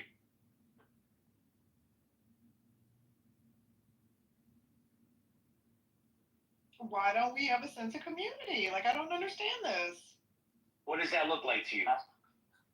Community. Well, when you're doxing people's daughters, I think that's a red line. Like, I'm not talking about random, I don't like you, you don't like me. I'm talking about the most egregious shit. Like what they did doxing Rohan's daughter. Like, why is Soren allowed in Jewish spaces? Like, why are you here? Like, no, you shouldn't be allowed in anybody's house. You shouldn't just be around, period. Like, we don't hold these people accountable. This would not fly in real life outside of the metaverse. Yeah, I mean, it would be pretty simple, Jay, what she's saying is to go out to the people who actually have administrative powers within those rooms and to put a permanent block on people like Brent and stuff like that. Yeah. Like, what is this? Here's the problem, guys. You ready? Too many people are too nice on this app. They forgive and they forget. Until it happens to them. Then they're like, you know what? Crazy JB was right about this person. Too forgiving. Thirsty for conversations, Rich. Oh, no, I know. Most of the people on this app are either autistic or narcissists. They just want to be out in front and they want to be like the number one and want everybody to surround them and listen to all their words and cling to them. I happen to be one of the autists, so, sorry. Hey, let me ask you guys something. Does the IDF have something like stolen valor, like here in the U.S.? I don't know what they call it over in Israel, but I would think that it's stolen valor when you claim to be part of an intelligence unit in IDF and you had nothing to do with it. You don't even speak fucking Hebrew, you asshole. Not you, but me. Let me tell you something. The things he has said and done, Rohan, on this app, if he really was a lawyer, I guarantee his ass would get disbarred. Guarantee. See, when he was making those threats to sue people, I said, let him. Because then he has to reveal who he really is. He can't hide behind a pseudonym name anymore. He has to give his real name, his job, his information. Those threats are bullshit. He knows it. You talking about Brent or Soren? Brent, I think Soren's Iranian fucking spy, to be honest. Yeah, Brent's given enough information that he lives in Sacramento. His spouse passed away from a vehicular homicide from a truck driver that he's supposedly a district court judge in California. I mean, it takes like 30 seconds to look him up. And there's no information on the internet that would line up with what he's claiming online. Wait, he doesn't have a beachfront property in San Diego and a penthouse in Los Angeles like he claims? Yeah, I genuinely believe that this app is specifically created to keep all the narcissists and autists just stuck in this app 24/7, so they can listen to. Bro, my final straw with him before all that shit blew up was when he said, I'm going to put, not me, he was going to put somebody on the no-fly list because he has that type of power. Get the fuck out of here. He lied about a beachfront property. Yeah, he's supposedly not even a practicing judge. He's got like physical ailments and stuff that keeps him from actually being on the bench and things. That he just gets paid. And it has his own disability. He told me he was an overflow guy, Brian. Yeah, look, from what I've read, and I might be wrong about this, but from what I understand, judges are not allowed in America are not allowed to be on social media. Is that about right? Well, they're not. They're encouraged strongly not to. Yeah, it's an ethical thing. And especially a district court judge. I mean, Yeah, but Rich, check this out, Rich. We have Supreme Court justices that are taking helicopter rides on billionaires' helicopters. So, you know, where's the line with these judges? Well, yeah, that's what I'm saying. They're strongly encouraged not to. David, what's up, David? JB, you and me. Great to see you. David, were you in Brent's room when he called me a pedophile? Earlier was no. I would not have stood for that. I'm sorry. When did that happen? Well, if you were in Brent's room today, he said it. I was there for like 10 minutes, but it wasn't his room. It was Roger's room. He opened the room after that. Hold on 1 second. Yeah, I had to go to work. No, I'm not a pimp. I'm a former pimp. And just because I didn't pimp you out, don't be jealous. Okay? Yeah, no, I'm sorry. I wouldn't have stood for it. I apologize. No reason to apologize. No, it's ridiculous, and we don't need that here. You know, it's one thing to. I've been falsely accusing people of anything is wrong, and that kind of accusation would really piss me off. Let's just say that. Well, in Rod's room, when he said I was a sex offender, I said I'll give you $10,000 to show me where my $10,000. How about that? And he fucking left the room because he's a bitch. Because let me see. Hold on. Ziav Jabotinsky pulled him out also, David. But Brent claimed to be in the IDF intelligence division but doesn't speak Hebrew. Does that make sense to you? That's why I'm laughing. He speaks Hebrew. Maybe he does Google Translate. Maybe. Just kidding. It's not just him, David. There's others on this app just like him. I'm just tired of him because he came after my friends. He can come after me all he wants. But when you go after my friends, I stand up. That's what friends do. MG stood up for me. Yeah. But here's the thing. You got people like Soren who doxes people's children. How the fuck do you live with yourself? Not you, him. No, I know. Put somebody's kid in danger like that. Yeah, I mean, that's the world we live in. And, you know, we were in, Roger had a room last night. I was just there for half an hour, but we realized that, you know, it was being broadcast on YouTube again with Edmund under like his 10th or 100th different alias while we were speaking. Well, the truth for me, David. He's probably doing it right now to his fucking room. Playing all the time to me, you know, he's live streaming. Who gives a fuck? I don't care about stuff like that. And then everybody hates Adrian. He's the one person. So, but the thing is, I don't care about stuff like that. What I care about is somebody came to me and said, you know, David Katz works in here and his children live here. That bothers me. Sure. I mean, you have to take a stand somewhere. It's your life and your reputation, and people get away with that, right? And then that word gets thrown around so much it has almost no meaning. David, MG brought up a good point. Why is there no sense of community on this app when there's obviously really good people still left on this app? You, Rohan, Rich, MG, Khamez, Kelly, Andrew Tuddy down in the VIP section, Dude Cool. We got some good people. Why is there no such community? I wish I could answer that. I mean, I have some community with you and with a lot of people that I trust. I think it can be just it's fragile. It can be broken by just comments that are meant to denigrate somebody and bring them down that aren't true. And by the time you get to the bottom of it, or who, people believe what they want to believe, but some people are out to destroy others. Some people get joy in just trying to destroy others. See, my biggest mistake I ever made on this app was just being real. I could have been the fakest fuck on this app and made hundreds of thousands, if not millions of dollars. Yeah, my biggest mistake was it has happened. I've called people out. I've gotten back. David, you probably don't know this about me, but when I was catching con, I was able to get $40,000 back in stolen money. True story.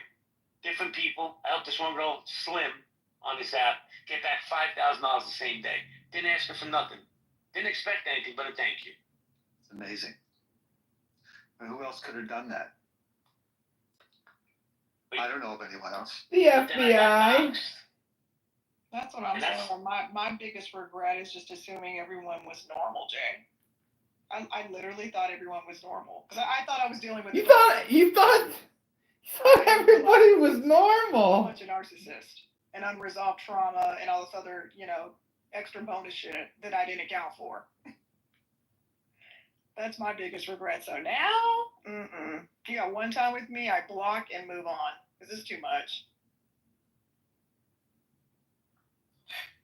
Jay, who was in the room at the time, and do you have anybody that have you made a list of people who could actually?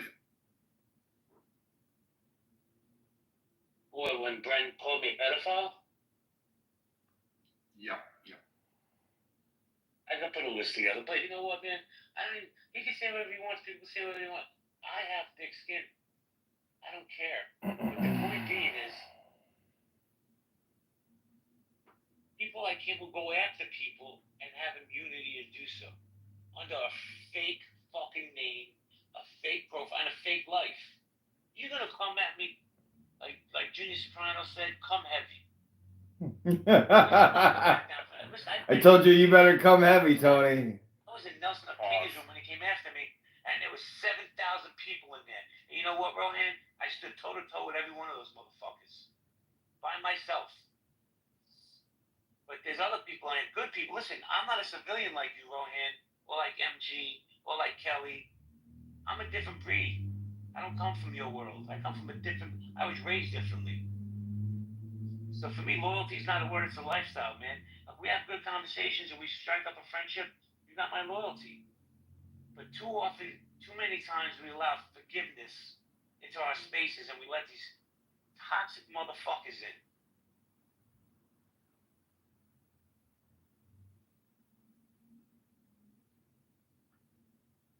I'm just waiting for the kid. People to do the same. That's block people who are of this type of character. It basically will. If there are enough people who block people like this, then they'll get on the app and they'll have nobody to go in, no rooms and so forth to be able to see in the hallways. Hopefully they can actually just leave. Then they just get a new account. But look, JB's, I don't barely block anybody. Fucking Edmund, except for Edmund. I've never even heard you ask anybody to block anybody. That was the first time I heard you ever say that. Well, Soren's one of them, and look, I'm not asking to, but I suggest. Look, I mean, you have people who go around indiscriminately calling people names and accusing people of the most horrendous things. It's harassment, it's bullying, it's bullyish, and I suggest that people really look after themselves. People like that, you don't want them around you. Why are adults doing this? That's what's so shocking. Half of us are parents and grandparents in this space. Like, would we allow this for our children? We would be up in arms. But no, they do this to other adults all the It's the most bizarre shit. Let me ask you a question, Rohan. I have a blue check next to my name in Healthy Debates. What does that mean? I'm a leader? Yep, you're a leader. Good. Because I don't know what happened, man. I opened the room, and like less than a minute later, they closed the room, and then when I try to reopen it, they're like, you're unable to open the room at this time. So I had to do it in this house. What's the title of the room? Frauds, fakes, and phonies at Clubhouse. Wow. Okay. There's a lot worse titles going on right now. Trust me. Yeah, but nobody's name was put in it. No, I'm not that dumb. I may just look dumb, but I'm not that dumb. Was anything said, in that room? It was just Gene and me. I just opened the room. It was open for less than a minute. It was crazy. And nobody's name was mentioned. Nobody's name was mentioned. Well, that's totally freaking bizarre. I thought I got clipped. Roger got suspended today. He got clipped again. What? Are you serious? Everybody loves Roger, but when Adrian Dimmy gets clipped 100 times, nobody cares. Probably had a mass reported because Roger wanted to open the house. He wanted to have Roger open the house. In competition with these state patriots, those frauds, and Roger got clipped. Unbelievable. Who has time to mass report? I don't understand that. That's why when I say to people, and I'm just going to use names, just throwing out names. People, David, if you go into Deep State Patriots, by supporting these spaces, you're supporting the toxicity these people bring to the app. I don't need that in my life. And I don't know why Roger decided he wanted to have these rooms that took topics from other rooms and debated them in a lighthearted way. It didn't sound, I don't know. And so he mentioned Mendelsohn, and after that, he said, I'll even have Mendelsohn come in the room. Everyone's welcome. Everyone, can speak their mind. It didn't sound like a fun time to me. Yeah, same here. I wasn't really into it. I like Roger. Of course, yeah. But that's crazy. Everybody loves Roger, but everybody hates Adrian. It was daytime. Or doesn't Ben live overseas? I'm just trying to think what goes through someone's mind to sit there. First off, hello, Holly. Second, hey. Ben is allegedly, because I always have to say allegedly on this app, married to a diplomat who looks like a transgender. Not that he's a transgender, but his wife looks like a man. And allegedly, so he's a pseudo diplomat himself because he's married to one. Also, MG, there has been instances where I have got people kicked off the app, but that's only like anti-Semites and people that talk to people. But for me, it's pretty easy to do with my 800 accounts and have them all in the room. So let me just say this real quick. So Kathy Bastet, whatever your fucking name is, I'm sure your admin on one of your burners.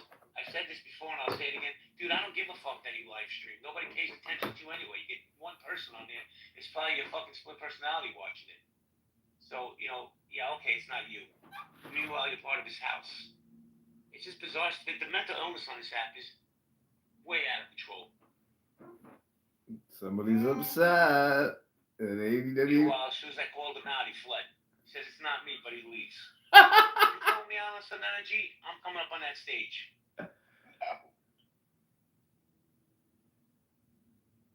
And you're right. We have to stand up for each other. I mean, whether you like the Tesla rooms or not, we've self-policed them. And the handful of times we've had people who went after others unfairly, attacked their children, we got rid of them. And none of us needed it. And that's the only response. Bro, I heard today, I was in a room, and people were going ape shit about Elon Musk making a Nazi symbol. I don't think it was a Nazi salute. He's autistic, and he got caught up in the moment. And I'm not an Elon Musk lover or anything. Right. I'm just saying, bro, people were going ape shit over this. And if you stuck up for him, you were getting kicked out of the room. Yeah, my father's a Holocaust survivor. I looked at what Musk did, And believe me, I know Musk. He's good, he's bad, he's evil. There's many sides to him. I drive his fucking car, okay? And that part's been great for me. And I made many friends in his rooms up here. But I went to see his speech, and I can tell you, I know a Nazi salute, and that wasn't one. Yeah, and in his defense, he did say, "My heart goes out to you." Placed his hand upon his heart and extended out to the crowd. And he, like you said, he's autistic. We are awkward. I don't know how many times I've shaken someone's hand and stood there shaking their hand when I was younger for an additional 30 seconds and been like, "Oh shit, I should stop this." Like they're looking at me weird.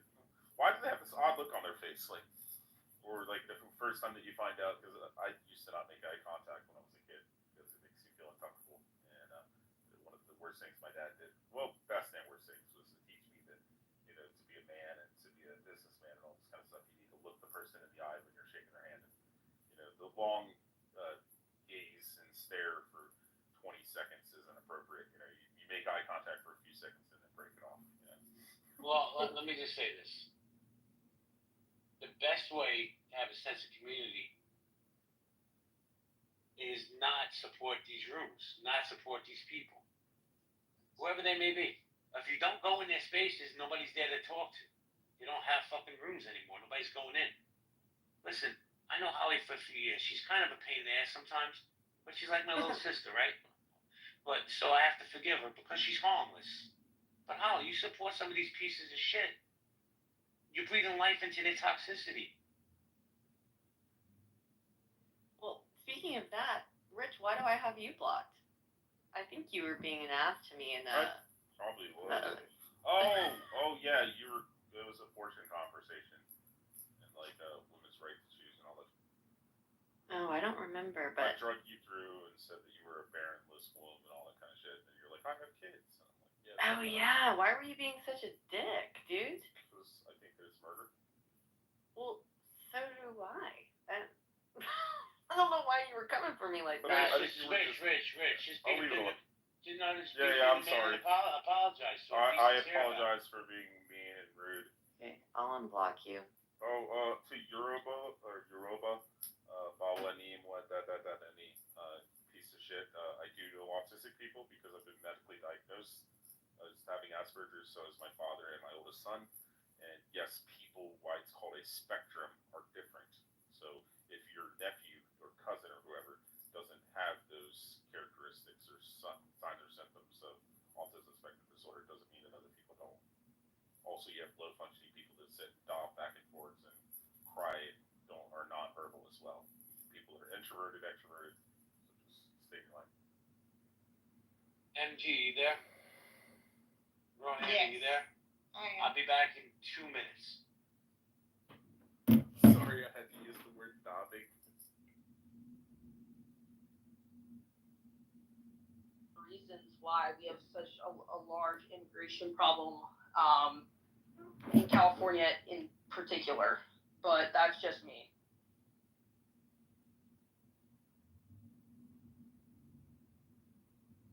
And obviously people might have other opinions, but that's just mine.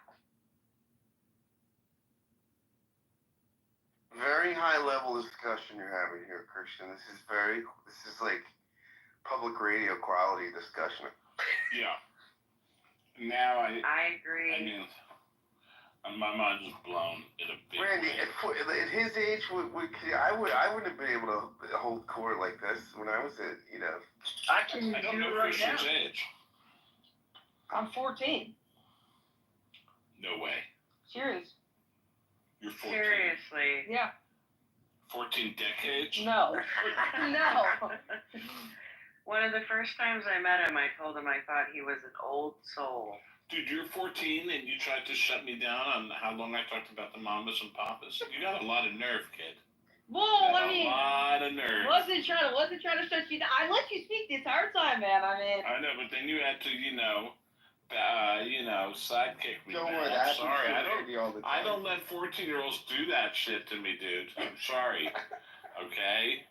we got off on the wrong foot. No, we're on a good foot. I think we're on the good foot. Just respect your elders. That's all I'm trying to say.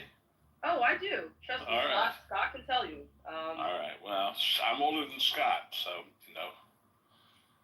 do the math. All right, thanks.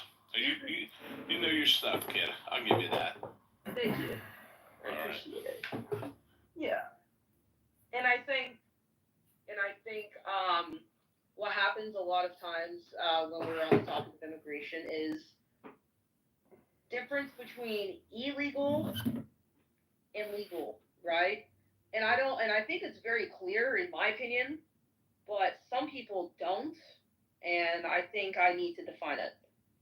The difference between an illegal immigrant and a legal immigrant is an illegal immigrant enters the country illegally, without documentation or etc. A legal immigrant comes through the process of giving documentation, waiting for asylum, and To the drilling side, yes, it's ex-cons that are, on parole and stuff like that. And everybody's on meth and heroin, and they're all getting married to strippers and hookers and stuff like that. So there's like two different sides. Well, there's actually multiple sides, but the side I worked on, everybody's good people and stuff like that. They're not a bunch of bad How far is Odessa Midland from the Woodlands? Limits in the we have presidential term limits, and also FDR is the reason why the Supreme Court has been limited to the amount of justices that we have, because he was also proposing to pass the Supreme Court as well. So, And the political folks at the time, had an uproar.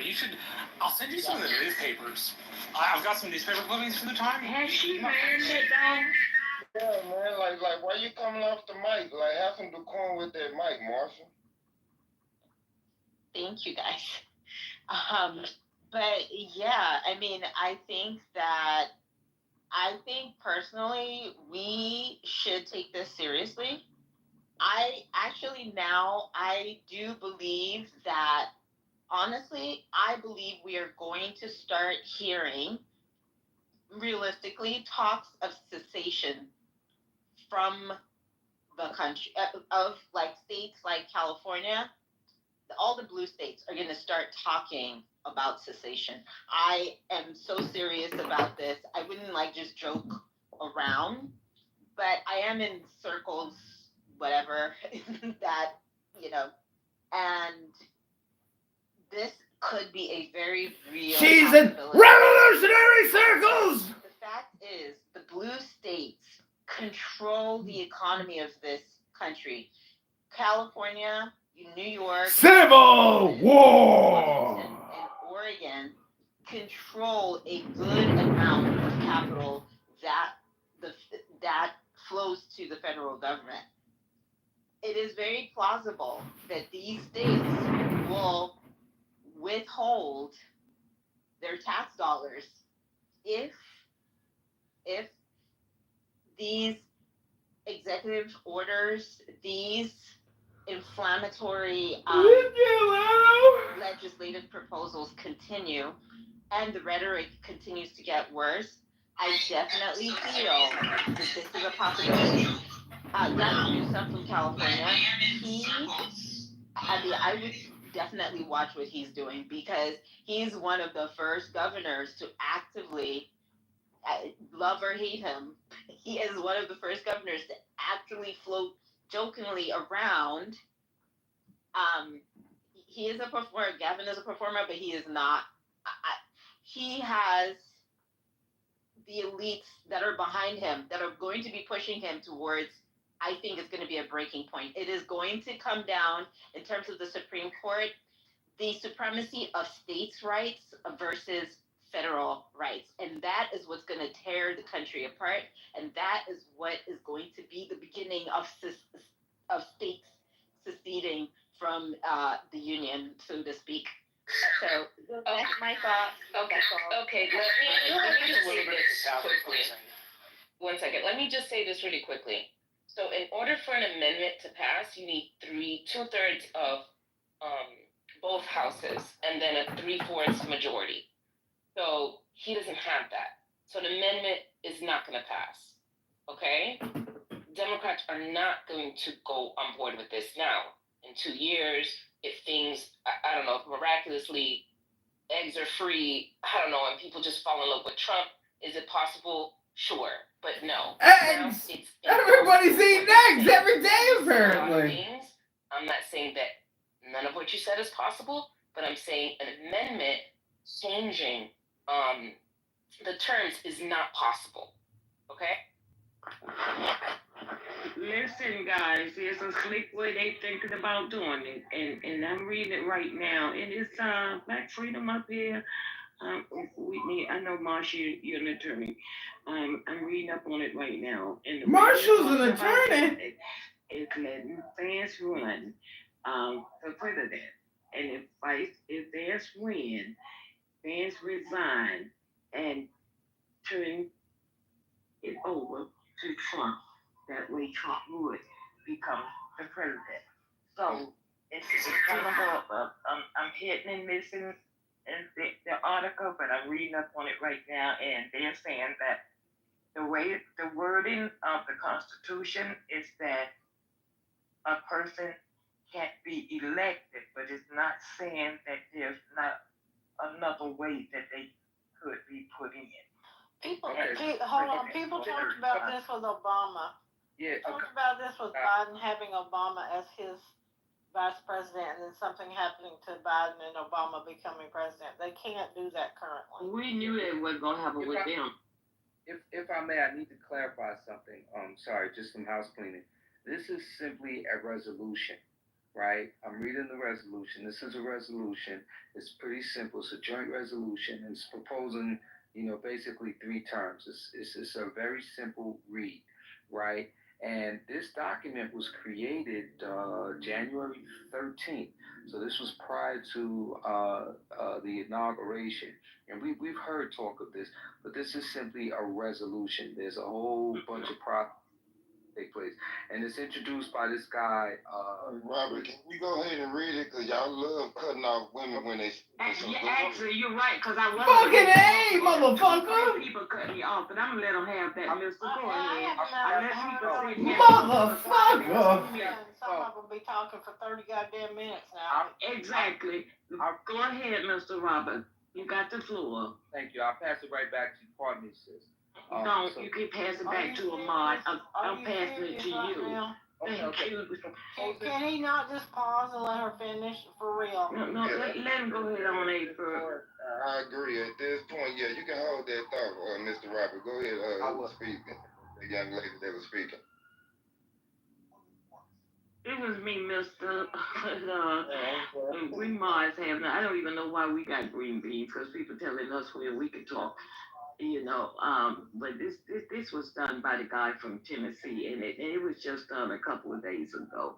So I don't know who he's talking about did it, but I'm telling you the way it's reading, and they're talking about the way the 22nd Amendment reads, and they're saying that he can't be elected, but it doesn't prohibit him from serving as president. And the way they're talking about him serving as president, you can go and pull it up and read it.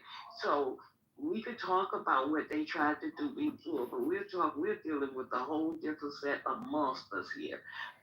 We're not dealing with the Democrats. We're dealing with some people. Somebody put it in the chat, I guess. I don't know. But if things fall in the hands of the Supreme Court, guys, we're fucking doomed. And you know it. Fucking doomed!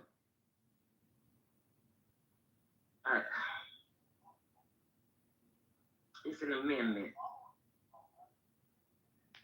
Okay. He introduced a resolution to amend. Okay, what did Trump do? Well, no, it's not what Trump do. They extended it. So you can already read it. No, go ahead. No, I would love to hear this. So it's a resolution. It says proposing an amendment to the Constitution, right? And it reads, a joint resolution proposing an amendment to the Constitution of the United States to provide that no person shall be elected to the office of the president more than 3 times. Resolved by Senate and House of Committees and House of Representatives of the United States of America in Congress assembled 2/3 of each house concurring therein, that the following article is proposed as an amendment to the Constitution of the United States, which shall be valid to all intents and purposes as part of the Constitution when ratified by the legislation of 3/4 of several states within 7 years after the date of its submission for ratification. Article: no person shall be elected to the office of the president more than 3 times, nor be elected to any additional term after being elected to 2 consecutive terms, and no person who has held the office of president or acted as president for more than 2 years of a term to which some other person was elected president shall be elected to the office of the president more than twice. And that's it. Yeah, it ends there. So that's how. But Lisa, what I just read, what he just said is one thing, but what I just read, I just read what the way that they said they could bypass what he just read, okay? He's talking about what the Constitution, what it says to 22. I'm telling you, the write-up that they got concerning the same exact thing and the way they're breaking it down. And if you listen to what he said 2 consecutive. That means back to back, okay? It would not be consecutive the way he's doing it, okay? Because he served before, he lost, and now he won again, okay? So now they're trying to get consecutive another term after this term, which would then make him win 3 terms. And the way they're thinking about doing it, like they said, can't be elected. They're not saying he would be elected. They're saying that they're gonna have Vance to run. And once Vance wins, Vance can resign, and they name Trump as the president. So he would become the president. That's what they're saying. Okay, so that they're planning on. What I was reading was the. Did Robert cut me off again? See the resolution. Robert, here's the rule. Here's the rule. In this room, because I've been very patient with you, Robert. We all have. Here's the rule. As a mod, if you cut me off again, I'm putting you in the group. I'm telling you that right now. If you cut me off again, anybody else can do what they want to do. You will go to the group because I'm talking to Lisa. Lisa, the room belongs to Lisa, okay? So if you cut me off again, you're going to the group. I'm not debating with you, Lisa. I'm telling you the articles that we both read. We're reading 2 different articles. And the article that I just read is the article that the way that the Republicans is planning on doing this. And they will be able to do it that way. Okay, this is going down. Okay, remember you guys when we had these rooms starting a year ago, talking about what would be happening with Project 2025, and right now you guys have to remind me of the guy who is pretty much over Project 2025. We've been having these rooms, and they were talking about this, and they were setting everything up for this to happen more than just a year ago. We just started talking about a year ago, but it's been like a decade, and they were looking for the right person to be able to initiate or activate this. Who says it? Oh, thank you. It's not Stephen Miller. No, it's not Steve Miller. Somebody's sending me a message that it's Steve Miller, but it's not him. I need to go in and find out who it is. It's the same guy that they caught on camera. Kevin Roberts. RJ said Kevin Roberts. Yes, that's who it is. Thank you. So this has been going on and in the works for a long time, and then people are talking about they didn't believe it. It never happened. Closer? Are we totally? I would, invite you over. Like we come over, Jay. You would be well. Yeah, but here's the problem with that, Holly. Once your husband sees how good looking I am, that's gonna be a problem. Of course, of course. Right. So and I'm yeah. So I don't know who McCandle is. McCandle, who are you? I was here for David Katz. How you doing, JP? Oh, what's up, man? I'm not looking for any smoke. I just don't know who you are, and you came right to the stage. Hi. Is this a new handle for you? I recognize your voice. Great to see you. Likewise. Is this Ish? That's it. It Sounds is. like Ish. Is Ish? I mean, it's just like a number one troller, JB. Like, I don't know. What do you? Yeah, what but do you in think Ish's about a troller? defense, he is mentally deficient, though. But hold on, let me tell you what I think about Ish. Highly intelligent, right? Ish ain't nobody's fool. He might be a pothead, but there's nothing wrong with that.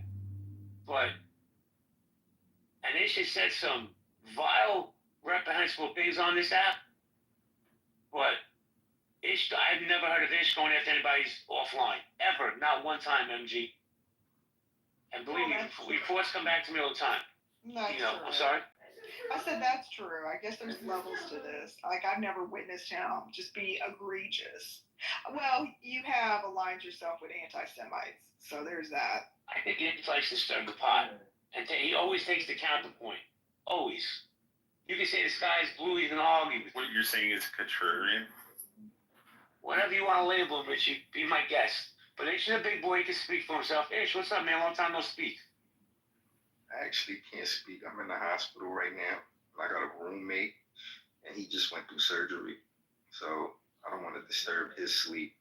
But I did want to come and speak to Katz. Well, hold on a second. Before you continue, well, hold on. You're in the hospital? You telling me that syphilis finally caught up? Yeah, sure. You know I fuck with you, Ish, man. I fuck with you, bro. I hope you. I wish you a speedy recovery, whatever the issue is. I swear. What's going on, Ish? You have something to say? Not exactly. I was talking to. Well, yeah, I do have something to say. What you call it? I was talking to our brother today about the Dominican Republic, and I was telling him that I know someone who migrated to Sosua.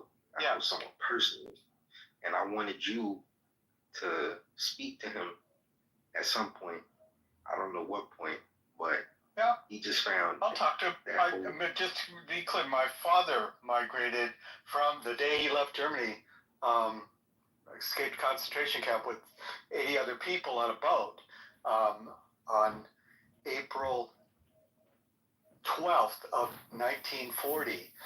They got to Sosua on April 20th of 1940. I was there 8 years. That was my father. Yeah, that's amazing. That's amazing. So Ish, have you been to DR before? Yeah, twice. I love it, man. I've been to Punta Cana twice. Fantastic people, fantastic food. Just a great place. Just don't drink the water.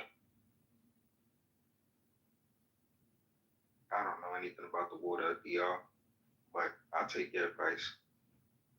Bro, like I said, there's a dog drinking the water there.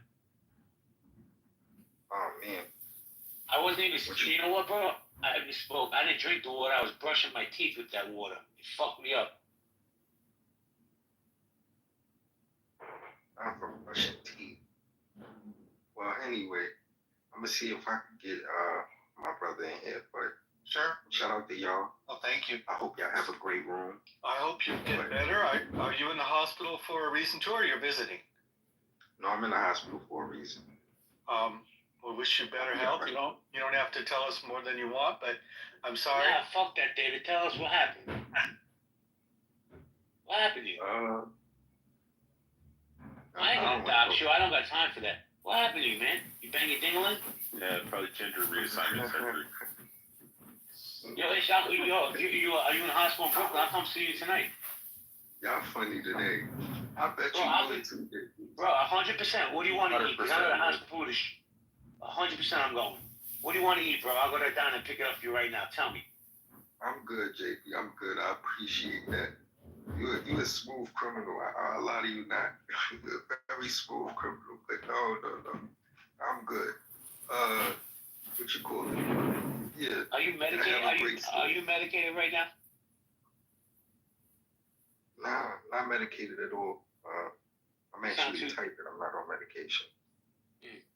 Yo, let me come now. I'll start fucking banging some bedpans. I'll bring you fucking doors in. Yeah, it's actually pretty wild in here. I didn't expect this hospital to be so eventful. So next door to me, they're like, or they were fighting. You had one roommate calling the next one a heroin. You know, I always encourage people, hey, go to the bank and get a job as a teller, right? Go to Chase. This is a People don't know what Chase's you policy. giving Chase advice is- about the guy careers to Reed clown house Hastings, people. who used to be the CEO of Chase Bank. Reed Hastings started at Chase as a teller, and he worked his way up to being CEO. So Chase Bank to this day has a policy that they want every employee to have a bachelor's degree, and they'll pay for it. You can go major in liberal arts. You know, but the caveat is that you had to get at least a C, which I think you can maintain, you know, because you're also working a job. But they would also pay for you to get your master's, but you'd have to get your master's in like finance or management or these other things. And if you did, then what they would require is that you spend 5 years with the bank, and if you leave within 5 years, you have to pay back the tuition costs. So I'm saying there are ways, if people really want to put their heads together, how to make this tenable and how to make this feasible in the best interests of large corporations, in the best interests of the states that these people are living in the best interests of the big cities like mine. Like I said, these people, you can't walk into a restaurant and not see migrant workers. You know, maybe there's just ways to tie an incentive to the labor and tie it back to the benefit of the community. You know, I just don't think there's enough political will, because the bottom line is it's still about cheap labor. You know, so if you said to like Target and Walmart, hey, you have to pay, you know, like here in New York, like if you work in a fast food, there's a minimum wage of 50. For one, mind your business. You don't gotta be the Why peacemaker didn't you on this mind app. your business instead of instigating? They were already going to fight. I just made it real by placing bets. Egging it on. Because if she would have got those places, they were setting up cameras and stuff, that was gonna be content for the rest of the month, right? And if someone lost, I got $100. Just made me laugh. Like I was driving and I hear him say it, and I was like, you know what? It just made me laugh. It was good. So you think, in all seriousness, Cam, of a more untalented, despicable human being that's become famous and rich than Greta Thunberg, who says she's for the environment but flies first class? Hey, don't be saying like I was gonna say, I've heard like she flies like first class and stuff. I mean, I don't have a problem with everybody flying first class. I just find it hilarious that it comes from her mouth specifically. But she kicks and screams about being environmentally friendly and stuff. Which I say, if you want to fly first class, that's fine. I just say, just be honest about it. Just say, yeah, I'm a hypocrite. I'm doing this for money, and I make a lot of money, and I fly around, you know? Well, Cam, she has a new cause now. Now she's the biggest anti-Semite in the world. Wait, is she really? Is that like what her... Really? Her big spiel now is, go Palestine. I didn't know that. Really? I didn't know that. Oh Wow. yeah. She got pulled out of a what do you call it, protest shit, and they were like careening her, and she was all dressed in like Hamas fucking headband. Has she been canceled? Wait, who is that? Greta Thunberg. Greta Thunberg. Jeez, Has she been canceled at all? No. She hasn't been canceled. The libtards are running towards her as fast as they can, throwing money at that dumb bitch. And we're supposed to feel bad because she's autistic. I don't give a fuck if you're retarded or not. Oh, I didn't even know she was. Yeah, she's. I don't care if she's retarded or I not. don't really care. She has Asperger's, and you should not feel guilty for her. Don't allow us to use that as a pass. Well, let me use it as a pass. Well, she uses it as a pass. She gets away with everything. But I don't give a fuck how retarded you are. You're an anti-Semite, and you're a piece of shit. What's up, Idell?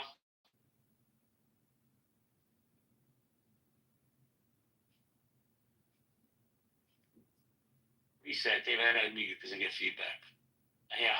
It's alright, I hear Holly's voice.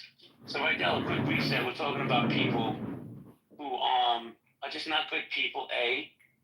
B, why there's no sense of community on Clubhouse. Like, let me tell you something. If I had to make a 1A and a 1B for loyalty, MG and Rydell are right up there, 1A and 1B. You are not going to find a more loyal person on this app than Rydell. That's a fact. What's up, Rydell? Hi, guys. Also, Rydell, Holly invited me over to her house, even though her husband's going to be there. I said, you don't want to do that because I look better in person. I love that. Well, hello, and yes, we love MG. MG is another wonderful, beautiful, biracial, loyal girl. My sister. Oh, I'm not biracial though. I know. I'm just. Oh, was that an inside joke? My bad. Okay, that was the inside joke from the other day. Okay, I got you. Oh yeah, but no, absolutely. So what happened? What I missed? Where did all this stem from? I got a little smoke for you, but it's not real smoke because you are loyal and I love you. I love you. You're my sister, no doubt. But Absolutely.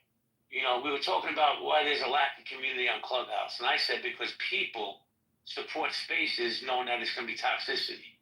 We had Bryn today call me a pedophile, but half the people in this room will go to that room. Yeah, half the people in this room will go support his spaces, which amazes me. And then we got people like Soren, who is Doc Strohan's daughter, offline.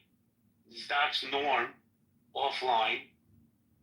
And it's just bizarre to me how we support these spaces with these toxic people. So I think that many of us don't know that a lot of this happens. I mean, I will have to say this last year, I just had a baby. My son's about ready to turn 1. I've got a 6-year-old.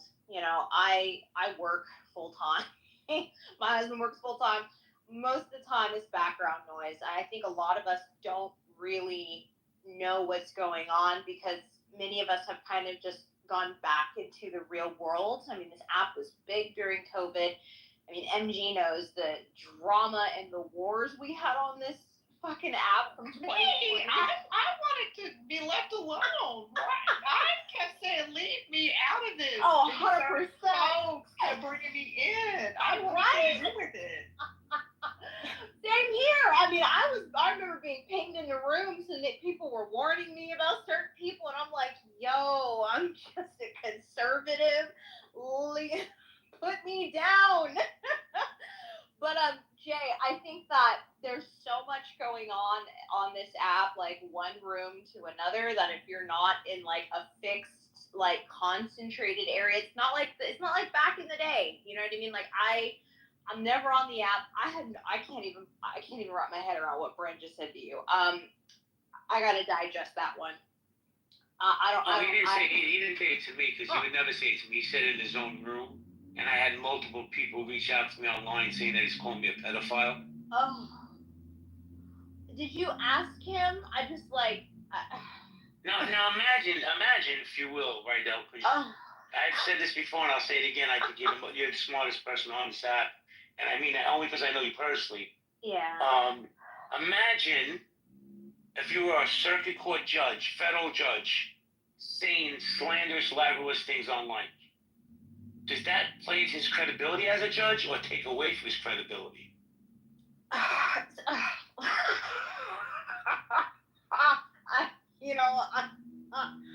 I need to know why he said that with somebody whispering in his ear. There's got to be more to this story. Well, I'm going to tell you the story. We were in Roger's room.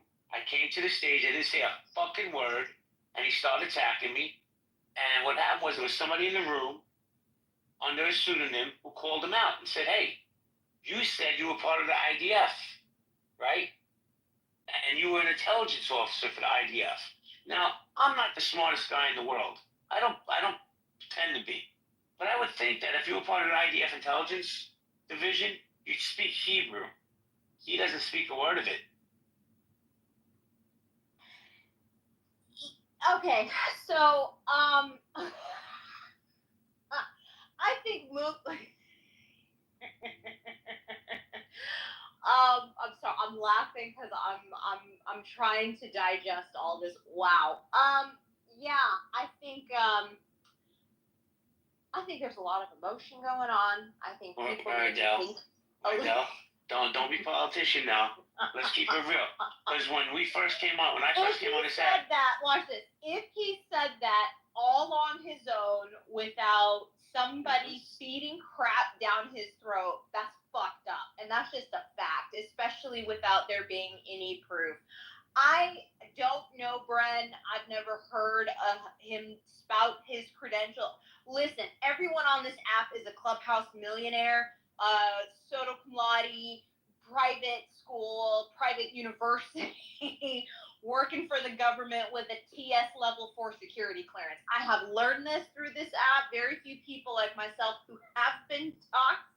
You know, if we've been doxxed, you know what we do. Fuck it, whatever, it's already out there. But I don't really take anything that people say on this app with a grain of salt unless I'm doing business with them personally or they're coming. You know what I mean? I'm gonna meet up with them. That's the first thing, because at that point, you know, like Jay, I already showed you my affiliation. You don't have to question me. You've seen me with Task Force. You know, our mutual connection. by the way, our mutual connection, you can reach out to him right now, and he'll vouch for me every day of the week. Oh, well, here, I PTR'd a picture with me and him at an event for the Department of Justice, so you know. I know you're the real deal, but you know, right, Del? Back in season 1 of Clubhouse, when you claimed to be something, you had to bring receipts on that. Like if I claimed to be, if I was a lawyer, I had to prove I was a lawyer. Now, motherfuckers come on here, excuse my language, it wasn't meant that you by Del. But motherfuckers will come on here and say they're judges and they own houses on the beach in San Diego and penthouses in Los Angeles. Meanwhile, they're living in a fucking homeless shelter in Sacramento. Jay, I got scrutiny because I was proud. MG, I don't know if you remember this. I was proud to just be a good old retired, you know, housewife in Montana, right? People were like, oh my God, he has to be more, you know, than this Christian woman, this Christian black woman that lives in Montana. Like, people on this app are fucking weird. Do you remember that, MG? They're fucking weird. Unresolved mental issues. I undersold myself, Jay. I picked the other end of the spectrum, and people were like, red flag, right? You can't win on this app. So my whole thing is an app. If you meet the gems on this application, and when you do, you hold them dear and true. Everybody else is just like water off a duck's back. Well, you know what, right, Del? I've actually met people. I met a lot of people. I probably met, let's say, 50 people from this app, and I'm friends with all of them still to this day. I met Norm. I met Marvin. Marvin is one of the most I've had breakfast and lunch with Marvin. One of the most intriguing people in real life I've ever met. Just a good human being. And I've made some really good friends off this app. But my thing is, there's still no sense of community. MG brought this up, and she's so right. Why is there no sense of community? So, Jay, real quick, I looked it up real fast. So the IDF does not require for a person to speak Hebrew, but once the person, if they meet the requirements that are sufficient for joining the IDF, after they are in, there's a program called ULPAN, ULPAN, which is a program that they actually teach the recruits how to speak Hebrew. So even if he said, you know, well, I joined the IDF and I didn't speak Hebrew, one of the requirements is that you can speak it adequately. You have to be able to be. He doesn't speak a word of Richie. He doesn't speak a word of it. And not just that, Rich. He said he was in the intelligence division. Yeah. Rest assured, my friend, you gotta speak Hebrew if you're in the IDF intelligence. You would. I guarantee one of the main requirements is to be proficient in Arabic and Hebrew. I mean, especially with their dealing with Hamas and, you know, the PLA and stuff like that. I mean, that's a huge thing that they would require. Richard, check this out. After this room, I'll probably never speak about Brent again. But when you go after my friends, when you went after Roger, when you went after Kelly, when you went after Rohan, he's a piece of shit. Yeah. And I stood up for these people because they're my friends. See, I don't know how it is where you're at in Texas, or Idell in Montana, or Wyoming, wherever she's at, or Holly down in Atlanta. But here in Brooklyn, Loyalty's not a word, it's a lifestyle. If I call you friend, bro, believe me, I got your back. Even if you're wrong, I'm gonna have your back. Yeah, I think it's something that exists all over the U.S., but yeah, definitely here in Texas too. I think the problem with what MG had stated, it's a very valid point, and I think there's a combination of things. You know, there's no camaraderie on this app. I think there's just been a lot of bad blood in the beginning. This app, people were laid off. People were scared. They believed the COVID hype. Sorry, I didn't buy it. You had a lot of bad blood take place. We were spending large quantities of time together. And people lied about who they were because they wanted to fit in. And then people were doxxed. And then people were wrongfully doxxed, or people were rightfully exposed. We can go in every direction and every extreme. This application, unless you're brand new and you're kind of catching in at the tail end, this app, I don't know, it's tainted, right? There's a lot of history within a short period of time, because we got we're talking 7 days a week. There were people on this application for like 18 hours a day beginning of 2020. It was insane. And that kind of continued up until the end of 2021. The amount of crap that has happened is a lot. So Jay, my whole point is this. I think this is kind of a new experiment to the human sort of experience or human relation. I talk about this all the time. It's odd to me how much people on this app who I've never met in real life hold so much love in my heart, and like how much I care about you. It's very, very, very interesting. So I think we are kind of experimenting with social media, relationships, loyalty, and kind of being authentic on an application where there's not a whole lot of consequences for behavior, if that makes sense. 100%. Let me just say this, and I agree with everything you just said. But Steve, before I go, Steve, I got you. Before I go to you, let me just say something real quick. So Beth came to my stage. For you, everybody knows Beth because this woman's in 9,000 rooms a day, right? But I'm gonna say this sincerely.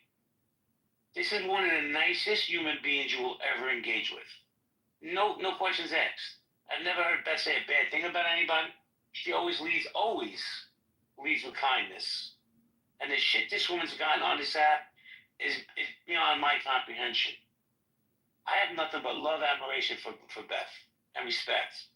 So I just wanted to say that real quick before I forget. Steve, what's up, Steve? Hey, man, how you doing? I'm doing good, man. It's always good to hear your voice. You're one of those people on this app that when you come into my space, I'm happy to see you, like, legitimately. You're a good man. Same here, Jay. Was you talking about Brent, the lawyer / judge? Yeah.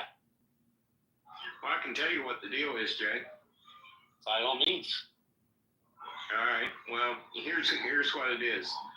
If you don't bow at the intellectual altar of Brent Almighty, then you are in his way, and he will be condescending, he will be derisive, and he will try to let you know real quick that you need to follow along like a little poodle walking down the street. And if you don't do that, then you invoke his ire. So somewhere along the way, you didn't agree with everything he said and how he said it, and you become the object of his derision. Stevie, check this out. First, you're right. You're absolutely right, Steve. David, the only thing that whether I agree with Brent or not, you know why he's mad at me, Steve? Because I stood up to him. He's a bully. He went after my friends. You don't fuck with my friends. Yeah, and here's the thing, Jay. He views most people that he interacts with, even though he tries to interact with them in a way that's that he perceives to be polite. He's polite with condescension, and you standing up to him was just a bridge too far. It's really that simple with him. Well, here's the thing, Steve. You can have a problem with my friends. They're adults. They can stand up for themselves. But when you come with some bullshit saying that they disagree with him because he's a homosexual, we all know that's bullshit. I'm sorry. That's just I can't stomach that. There's a saying we have in here in Brooklyn, Steve. You can only shove shit down somebody's throat till they say they're full. I'm full, my friend. There are some things that once people say there's no going back, and I definitely applaud you for standing your ground. I think especially given how honest you've been, how open you've been about who you are, who you've been, and the transition you've made. There's nothing worse than when someone turns around and not only manipulates it to make it worse than what it is, but tries to stone you for something that you've kind of already given back to. You've already done the work, right, to kind of move forward from it. So again, guys, like on this app, I'm still trying to swallow the fact that he said that. I don't know him really well, so I don't know why I'm so shocked. I think maybe because of his close affiliation with Roger and Kelly. I didn't know that he was disrespectful to Roger and Kelly as well, or other individuals. So I must have missed a lot because that you guys were a whole crew. You know what I mean? So Well, it was like Roger, Kelly, you, Normo, Hakima, Bren, like that was the team. So this fallout, it's got me a little sideswiped. So you got to forgive me. I'm tongue tied. Well, let me just say this. Yeah.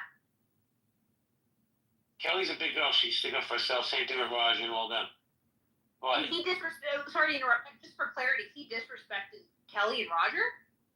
he threatened to sue them, saying that they were homophobic, which we all know is bullshit. Wait a minute. Wait, Kelly and Roger are. You're I'm sorry. What? And Kelly, I apologize. I'm not trying to put your business out there, but you know, every time we keep sweeping this shit under the rug, this guy gets away with more and more. Now he's calling me a pedophile. I'm done with all. I'm done with. Here's the problem. You know what the problem is right now?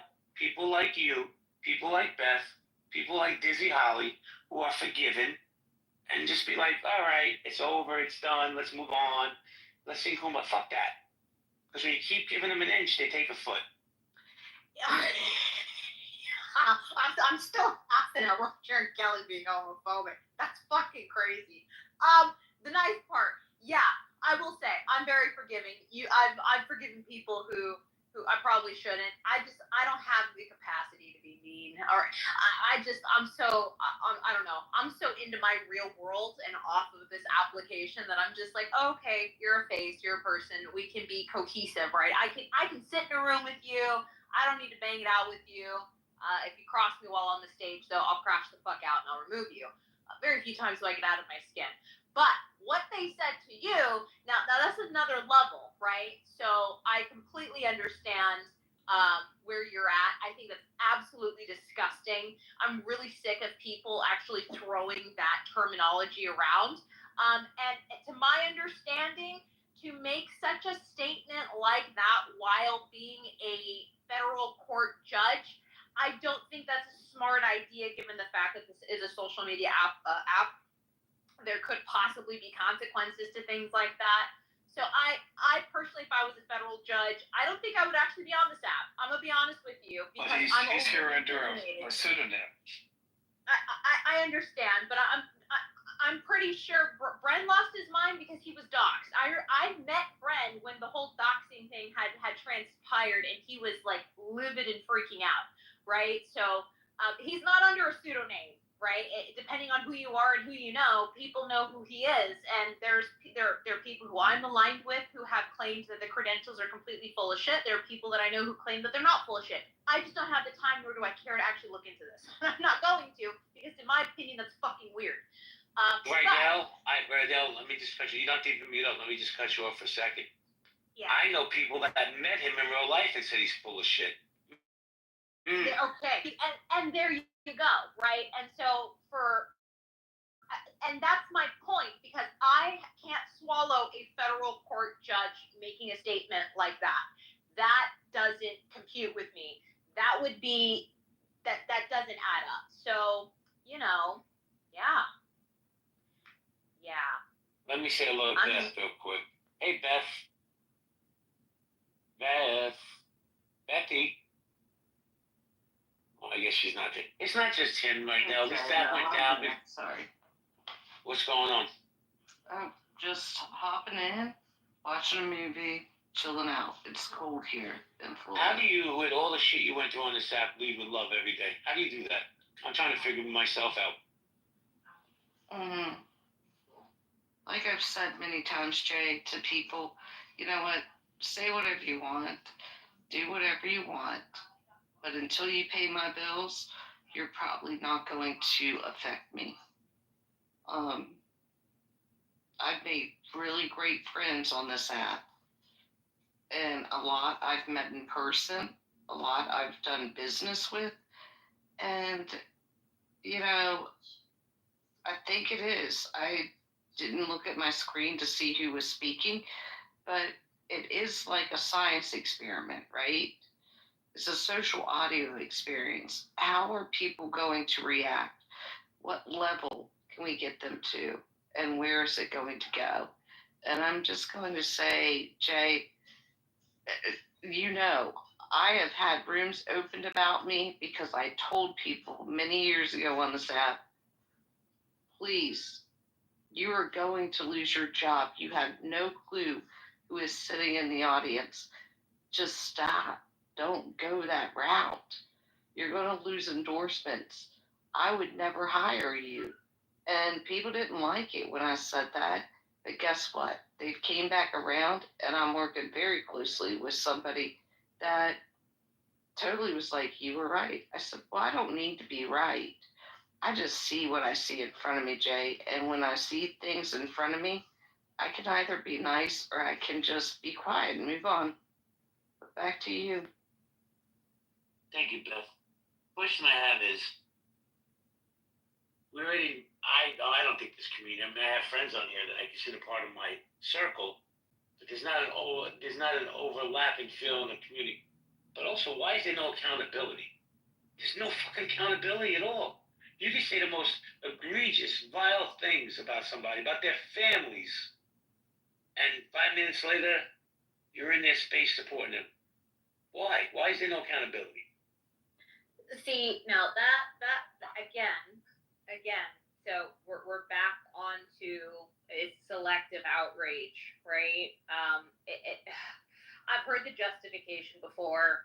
It's there's not enough people on this app. You can't hold. It's not real. It's just entertainment. Justification. We all have also different standards and different lines. If you actually are convicted of something atrocious or it's an active conviction, for other people, it might be, I'm not going to talk to you because of your race, or I'm not going to affiliate with you because of your sexuality. I mean, there's so many different lines. So Jay, we would have to socially on this app all agree and have a standard. Right? I think doxing someone's daughter, we can all rally around and say that's disgusting. Yeah. I mean, what I'm advocating for is just the most egregious of egregious acts, right? Not, Beth and I got into a cursing match and now we don't like each other today. That's not what I'm talking about. I would pay for you not to have a cat fight. Okay. That's not what I'm talking. I'm talking about the doxing, the relentless bullying, the name calling people pedophiles. Like, wow. Like, there should be a red line. I'm confused on why we don't have a red line. We have red lines in real life, but not on the metaverse. But it's weird to me. But MG, because it's not real. And here's the thing: it is real. No. But listen. There are people that are so desensitized, right, to the messed up stuff that we were all. So now I gotta suffer because of their trauma. I didn't say you have to. So now the normal people gotta suffer because they're traumatized. Bingo. What is this? I don't know. I'll tell you a good thing to as far as behavior, and I try and operate like this. If you say something in a way or convey something to someone that you wouldn't do if they stand there looking you in the eye, then you're probably doing the wrong thing. And the way I try and operate is what I say, what I believe. If you're standing here or sitting in my living room, I'd look you right in the face and say the same thing I would on the app. Nothing less, nothing more. Like I go in Gary's room a lot, and me and him will have exchanges once in a while. And Gary calls me out, and I've said something wrong. It doesn't hurt my pride or credibility. Say, hey, Gary, you're right. I was wrong on that one. That's the same way I'd interact with anyone anywhere. And I think what we got is got a bunch of people that get on the app that don't act like they would act with someone staring them in the face. There's a difference. And that's how I try and operate. Let me jump in here real quick, Stephen. I agree with you, but I want to go to Scott. Scott, before you unmute, let me just say this, man. For a while, I was kind of on the fence about you. I couldn't really get a feeling either way. But, man, after the last few exchanges we had, I got to say, I really like you, man. I got a lot of respect for you. Scott Jones. Thank you. That's very, very kind of you to say. Thank you very much. I've seen you grown, bro. You don't have to get up. I've seen you grown as a man on this app. Like, I've seen how you interact with people. It's grown leaps and bounds. I don't know. I'm pretty much the same. I don't know. I mean, there's a lot of facets to me, so I don't know, like. I'm saying what I've seen, right? So let me just say this. It's easy on this app to disparage somebody, to put somebody down. I don't think there's enough praising and giving flowers. And I wanted to praise you, man, because I got a lot of respect for you. That's very kind. Thank you. I appreciate it. I agree, Jay. Scott's someone that me and him don't agree all the time politically, but I think he's a good dude. And we can have interaction and be perfectly fine with each other, even while we're disagreeing. And that to me is what this should be about. And someone can hold a different position, and we can be cool with that. And I appreciate Scott for that. Well, before we make this Scott admiration room, I want to throw some flowers at you. We keep going. I got you, Scotty. But let me say hello to Abby real quick, because let me tell you. That's my best friend in the whole world. We're going to go to a hockey game together. Well, then I can guarantee you, right there, I guarantee you she's getting you seats right on the rink. I know. Oh, I know. Let me say this, and I said this to Jane earlier, and I've said it before. The most intimidating thing on this app is a beautiful, smart woman. And Abby gets a lot of smoke because a lot of these guys are scared of her because she's smarter than them. So I just wanted to throw those flowers to Abby, who I have nothing but love, respect, and admiration for. Thank you. That's so sweet. Today's my birthday, actually. Happy birthday. Happy birthday. Thank you. Happy birthday. You're 25 today, huh? Yeah, counting backwards. I'm back east because I was at the inauguration. Now I got a football game on Sunday that we better win. So I went to South Philly. Scott knows what that's like. Best Italian food. Well, hold on, Abby. Hold on, Abby. Because you know I'm going to try to mooch off you. A, who you going to this game with? Right. And B, where are the seats? I got to be careful on my answers on this. I'm sitting in a suite this time. So I don't want to say. I just don't want to say. But it's definitely. I'm only 90 minutes away if you have an extra seat. Just I wish on this I'm someone's guest. But anyway, hopefully we win. I mean, this is a big rivalry on Sunday. I don't know. Are you putting money on it? I already took the Eagles in the over. Well, Abby, you already know if Winnipeg and Knights are again playing each other, I'm going to fly you out and I'm going to take you to a real Canadian whiteout, and then me and my husband will join you back in 100%. I'm so afraid of that whiteout that you do there. Shit, that is really intimidating. Wait, what's the whiteout? So the Winnipeg Jets, you have to understand it's the heart of winter in Winnipeg, which is Manitoba. It's north of North Dakota, right? So we're talking about the Midwest, and it's right underneath the Canadian Shield. So all of the Canadians go out in the pure, it's called a whiteout. So the snow will be going down so hard that the sky looks white, the ground is white, and all the Canadians are wearing pure white outside, cheering and preparing for the hockey game. So it's extremely intimidating because those Canadians on that part are cold acclimated. So like what would be like 10, 15 degrees in the United States, negative 11, 12, 13 in Canada, that's like a summer for these people. In normal white clothes. Right now, you know she's not going to North Dakota or any of these other states. No, you know this, right? For hockey, I would do this, but it's scary. No, if you see them on TV, it's like so intimidating. I can't imagine if you're the opposing team playing in that rink. The whole arena, people are in white. Yep. Everyone's in white. Yeah, complete whiteout, and especially outside the celebration that takes place. So as the opposing team is coming in, you've got Canadians, just like a football game, right, Jay? Outside screaming, like it's insane. And just like Knights or Abby, who would you say is another big one, like the Philadelphia, The right, Flyers. Pennsylvania? Yeah. That's what it is for hockey in Canada, particularly Winnipeg. Like people are fighting. It's Up fucking there. It's their total. This is their life. Like it's like it's like Yankees or Mets fans. Like I'm a diehard Met fan. Be careful. Yeah, but it's like everything for them. It's all about the Rangers, baby, and the Astros. I got cut out, guys. Jay, David, Scott, it's good seeing all you guys. Thank you, Stephen. Thank you for your comments. Take Steve, care, it's nice to see you here. Well, let me say this before you go, Steve, man. Everybody follows Steve. He's just a good human being, cares about his community. Get to know Steve and you'll definitely grow. I promise.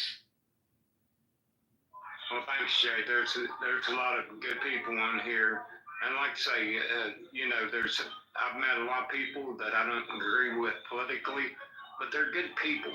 I don't have to agree with everyone on everything to recognize a good person when I see one. Well, Steve, before you go, let me say this, man. I've never, ever had a desire to go to West Virginia, but if I ever did, it would be because I'd want to come meet you, man. That's the truth. Hey, me and Gary had lunch down here, Jay. It was cool. He stopped in and seen me. Very cool, very cool. But let me once again wish Abby a happy birthday. Be good, Stevie. Me too. He's such a great guy. I was able to have dinner with him. What a wonderful man. Well, you got to upgrade your life because come April, you're gonna have dinner with Roger Mayhem and JB at WrestleMania, baby, and then we'll go to your house for Passover. Mazel. Maybe a hockey game. Wait, Rydell, are we in the playoffs start when?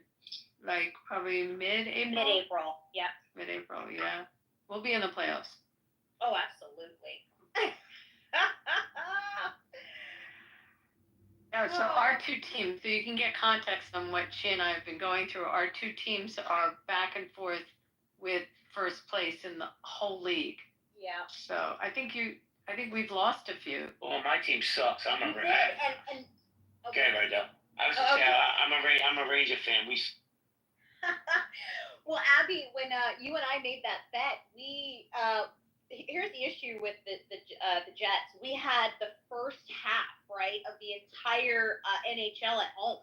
And then out of nowhere, our boys were on the road for 17 consecutive days, right? It was just like travel game.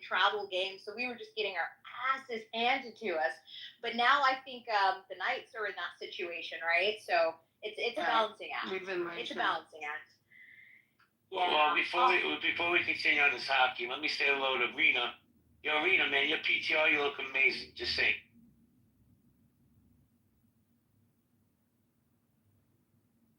So, Abby, I'm gonna ask you a question that may make you feel uncomfortable, but I'm hoping you're drunk on your birthday.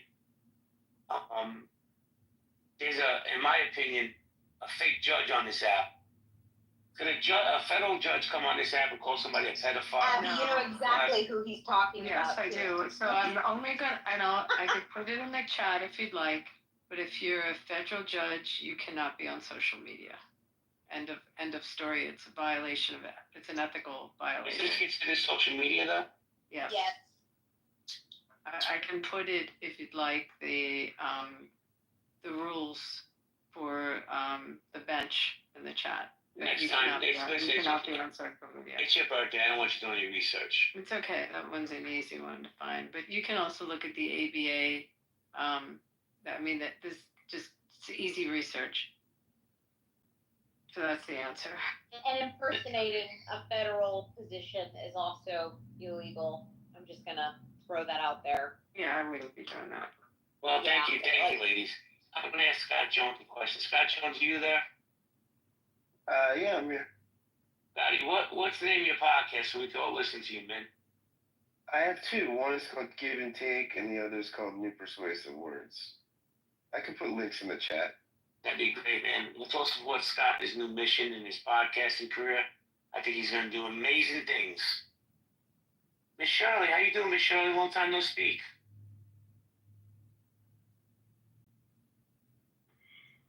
Well, hello. How are you, hon? Great. I don't know if I ever told you this or not, but I love your accent. Well, thank you, dear. You're very charming.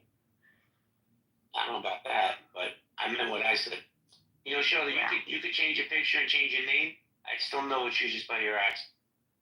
Well, that is true. I do recognize people by their voices for the most part on this app. Shirley, what do you think It's kind of amazing. What do you think about Donald Trump signing an order today to release the JFK files? Well, I'm old enough that I remember JFK being murdered, and my father thought that the CIA did it and the mafia. So I am a very old conspiracy theorist. So I figured we're gonna find out soon. So I think it's a good thing. Let's see, who was it else? I want to know who killed MLK Jr. Anyway, just saying. I mean, what do you think about President Trump releasing those files? I think it's a great deal. I'm in. I'm all in. I think it's. I want to know what Abby thinks about him taking away Mikey's Mike Pompeo. security. Yeah. That's kind of. I don't know. I love Pompeo a lot, but I mean, there's lots of these executive orders are all over the place. You know, the birthright one, I think he will lose. I don't think it's constitutional. I just don't see it. I missed that. Oh, the birthright thing. Yeah, it doesn't fly. I feel really mixed about that one too, Abby. I'm not. Well, surely it's like there's just too much law and precedent that and it doesn't fit. It doesn't fit. The only argument that he could make that I see any logic to is when we look at law, we look at the legislative intent behind any law. And if you look at the legislative intent, when the 14th Amendment was written, which it was written because of the Dred Scott case, you know, historically, to counter Dred Scott, which was such a bad decision. But the guy that wrote those words, those 6 words that are now the big issue, was, I think, from Michigan. And supposedly he published about what he was writing that it excluded aliens. You know, it excluded non-citizens. And that was his intent. So that would be the only argument, and I don't think it wins, but I could see them trying to use that. Because, you know, when you try to nullify a law or you're explaining a law, you look at what led up to that law getting passed, and that's the verbiage, like the congressional record, things like that. So with the amendment, this was and I can't remember the guy's name, but I think he was from Michigan, that actually drafted the 14th Amendment in the 1800s. Everybody, hold on. Abby, you know I'm not a Trump supporter, right? I'm not a Trump lover, but I will say this. I love everything he's done since day one. Everything. I wouldn't change a fucking thing. Excuse my language. But the arrests that they made in Boston were kind of amazing in the last 48 hours. And that we've all been watching that. We've been watching of all the places that they've had like a lot of criminal activity. Boston had, you know, ICE had identified all these rapists, like of children. I mean, just really bad actors that were in that area. So I think that and you have a crazy mayor that's, you know, fighting it as sanctuary. But I agree with what he did. Yes, yes, absolutely. But back to the 14th Amendment, I do think that's, Okay, people will argue with me. I don't want to say this to be argued with. At some point, it was speculated that there were more Hispanic babies born in Dallas than in Mexico City, and then there'll be people that will argue with you over it. I don't know if that's true, but and if you take a vacation to the United States to have a baby, so it can be an American citizen. Okay, that sounds kind of bad, but some of this stuff that they were talking about this morning, I don't think he's going to get that one. And I'm from a state where we have so many immigrants, and we none of us want the criminals, but there's a lot of people that have lived a lifetime in the United States that are not legal. And it's, it's all kind of tough. Shirley, I think the target right now is the criminals. I really think that that's what they're looking for. I don't think they're looking for your gardener or my gardener. Like, I just think it's the criminals that. I have to agree with you, Abby. Let me jump in, Rich, real quick. 2 seconds. First off, before I go to Linda or Wally Green, who I haven't spoken to forever, but he's a good dude. Amy, who are you, Amy? You have no friends, no followers? I'm a French, not living in Canada. So, I don't know what to say. I don't even know who you are. I can't understand half the things you're saying. Linda, how you doing tonight, Linda? She said she was French Canadian. I was going to ask her what part of Quebec. Sorry, Linda, I didn't mean to interrupt you, but that's okay. You kicked her. So sorry. No, not at all. Hi, guys. Good evening. I'm doing okay. Thanks for asking. And Linda, I have to say, I always love when you come to my spaces, sincerely. Well, thank you. I'm always glad to be here. And I have to say that I do agree with what you said, and then I agree with Abby agreeing with you about all the directives that Trump has signed off on so far. Well, I mean, he's basically has lived up to everything he said he's going to do from day one. Yeah. Yep. I mean, contrary to Biden, who didn't do shit. I'm sorry. And I'm a lifelong Democrat. Now, I'm more of a centralist, but you know what He was in the Oval Office signing at least past 1 a.m. the day he was inaugurated. Hey, Jay, you mind if I mention something? Yeah, Rich. Yeah, so there was a criminal alien who had been here for like 20 years, and his wife and kids under the last administration for President Trump, 2016 to 2020. And they were sitting in the airport, and they were crying about how their father was being, deported. And he had been here for 20 years, and he's a business owner, and this, that, and the third. But they forgot to mention that 5 years prior, he was in a vehicular homicide where he killed somebody for drinking and driving. Well, hold on a second, I gotta answer a question. Downtown Julie Brown, what's up, downtown? Long time no speak. She said it was some 30 years ago. Then Amber said, was Roger taken off that? Roger was clipped today, unfortunately. He'll be back. What happened? What? Yeah, Roger got clipped. And you people could thank Ben Mendelsohn for that. So when you go into that piece of shit space. Seriously, explain what happened. I know he was going after Benny had formed another house. Yeah. So Jay, you're gonna need to give me and Abby a rundown of what the hell's been happening, please. Listen, I can only tell you what I know. What I know is Roger was gonna open a house to compete with Deep State Patriots, and from what I've been told, Ben Mendelsohn did a mass report and got Roger suspended off the app. I know. Okay, I will say this. I know that Ben did not report him. Somebody else did. Because Ben, by the time Ben found out about it, because I was an emissary, Roger sent me to go tell Ben that he was welcome in the Shallow State Patriots and they would mod him. So I went to Ben and I said, Ben, I have a message from Roger. That Roger is starting the Shallow State Patriots. It's going to be an open-minded group with full sense of people.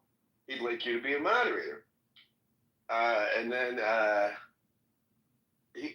Ben said no, thank you, and had a message for Roger, which I took back. But when I took back the message, by then Ben had just found out about the Shallow State. So somebody else in the room, I think. Scott, I gotta stop. Wait, hold on.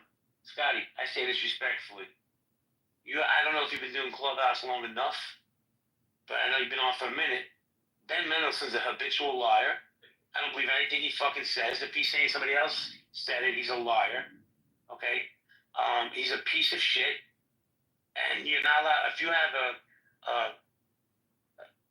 an opposing view, if you support Donald Trump and any of his policies, Ben Mendelsohn comes after you. He came after me. So I have zero respect for that guy. I don't trust anything he says. I'm just relaying what exchange happened. Though whether or not that's credible, you can evaluate. I'm just telling you what I saw, and I'm not vouching for the kingdom. Who knows? I mean, but as far as I know, yeah, that is how I what I witnessed in the exchange, because I was the go-between. Who do you think did it then, if he didn't? I don't know. I have no idea. And maybe Ben did though. I don't know. But I mean, Are we talking Ben about the said- black guy, Ben, with the hat? No, Ben No, the dude that's married to the lady who lives in Africa and is it the Brazilian? He's a pseudo diplomat because he sleeps next to a trans diplomat. Oh, jeez. Okay. Okay, so what grounds was Roger clipped? Like, I'm confused. I don't know. I just know he got clipped. Okay. He got suspended. Said he's gonna appeal the suspension, and hopefully he'll be back on soon. Does Roger have a telegram? Because if he can send us the appeal information, many of us can actually fight the appeal and get him on sooner. Wait, Rowan got suspended also? No, Rohan's fine. He was in the room a little while ago. No, he was here. He's here. But it's also like 2 o'clock in the morning or 5 o'clock in the morning there, so I mean you can't stay too long. What's up, Wally Green? For those of you who don't know Wally Green is a world famous ping pong player. True story. Man's been all over the news, all over the world. Went to China and played ping pong. What's up, Wally Green? Yo, what's good, man? What's going on? See, I pay attention when you talk. Was I right about what I just said? Yeah. What's going on? Long time. Long time, man. Wally also owns a ping pong club in Manhattan where they serve beverages. So if you guys in the city, let's show some love. Wait, where is this club? In Manhattan? Wow. Yeah, so I have 2 in Manhattan and 5 across the country. So the 2 in Manhattan, one's on 23rd and Park, and the other one's on 49th and Broadway in Times Square. Hey, so Wally, do me a solid. Your grammar school. Oh, hold on, Abby. Wally, do me a favor so everybody understands what I'm talking about. They don't think I'm just batshit crazy. Give us a 2-minute Cliff Notes version of who you are, where you've been, and what you are now with your ping. All right. Yeah, so the name's Wally Green. Originally grew up in Brooklyn. Had a really crazy life when I was a kid. Gangs, guns at 13. Almost killed both my parents. So that kind of very toxic, severe family. Found the sport that I hated, which was ping pong. Took me around the entire world. I've been probably to every major country in the entire world, and I've also done diplomacy for world peace through sport in North Korea. So I'm one of very few people in the entire world who's been to North Korea. And now I own a bunch of clubs. Wait, hold on. I have to ask you a question. Yeah. I never met anybody that's been to North Korea, bro. Yeah. And by the way, people, what he's saying, everything he's saying is absolutely true. But Wally, how bad is the food in North Korea? That's so. Oh man! When you asked that question, it just made me laugh because I just thought about something. So when I was there, they tried to give me Western food instead of giving me Asian food. Like I'm fine with Asian food, but they tried to make Western food, so it was completely horrible. I got pictures of it. It's horrible. It's so bad. Yeah, but you just made me laugh. How popular is ping pong there? Is it a popular sport in North Korea? Of course, in every Asian country. Oh, I knew in other Asians I didn't know in North Korea. Wow. Yeah. You know, North Korea won a gold medal with I think they played with South Korea. Won Olympic. It was like not 2 Olympics ago. They won. They got together, supposedly for peace, and they won a gold medal together. Well, let me jump in here real quick, Wally. So, Yeah. for those who don't realize, this young man grew up in abject poverty, around crime and drugs his whole life, sound ping pong, and now owns clubs all over the country. He's been to countries we only dream of. The only other person I know that goes to these countries is Abby. But, let me tell you something. Kudos to this dude to find the fortitude to get out of poverty. Good for you, Wally. Proud of you. I appreciate it. Wally, where else are your clubs other than New York? DC, Philadelphia, Seattle, Boston. Am I missing DC, Philadelphia, Seattle, Boston? Where were you in Philly? Anything in Nevada? Downtown. Where? Downtown? If you just Google Spin Philadelphia, Spin Philly, Okay. you'll find it. All our clubs are called Spin. Really? I'm in Seattle. I'll look it up. Yeah. Well, Seattle's one of my let me favorites. tell you something, bro. If you get this young lady, Abby, it's her birthday today. If you get her to come to your club with some of her friends, your rent will be paid for 10 years. Nice. You're 5 blocks. You're 15th and Walnut. You're like right here. Yeah. Wow. Okay, it's really close to where I am. Well, now you gotta go, Abby. Yeah, for sure. This is something that would be great in Vegas too. I just have to tell you. Yeah, we were thinking of Vegas a while ago. Wally, listen to me, young man. Yeah. Miss Abby, I'm not trying to dox her. She knows I love her. Is a very, very influential, high-powered attorney in Vegas. If you're gonna do anything in Vegas, connect with Miss Abby. She'll hook you up. That's for sure. But it's interesting because we do so much with golf stuff and with pool, but I don't think we have ping pong that I know of. Oh, cool. So these are like clubs with bars also. Yeah, full bar, full restaurant. Like a sports bar kind of thing. No, sort of, kind of, but not really like a sports bar. A lot more elegant than what your typical sports bar would be. Well, you got any celebrities that support this or no? Susan Sarandon is a co-founder. So pretty much every celebrity has been in my club. Actually, Prince, before he died, was at my club with what's his name? Jay Leno. There's a very famous story. You can just Google it. Prince and Jay Leno play ping pong.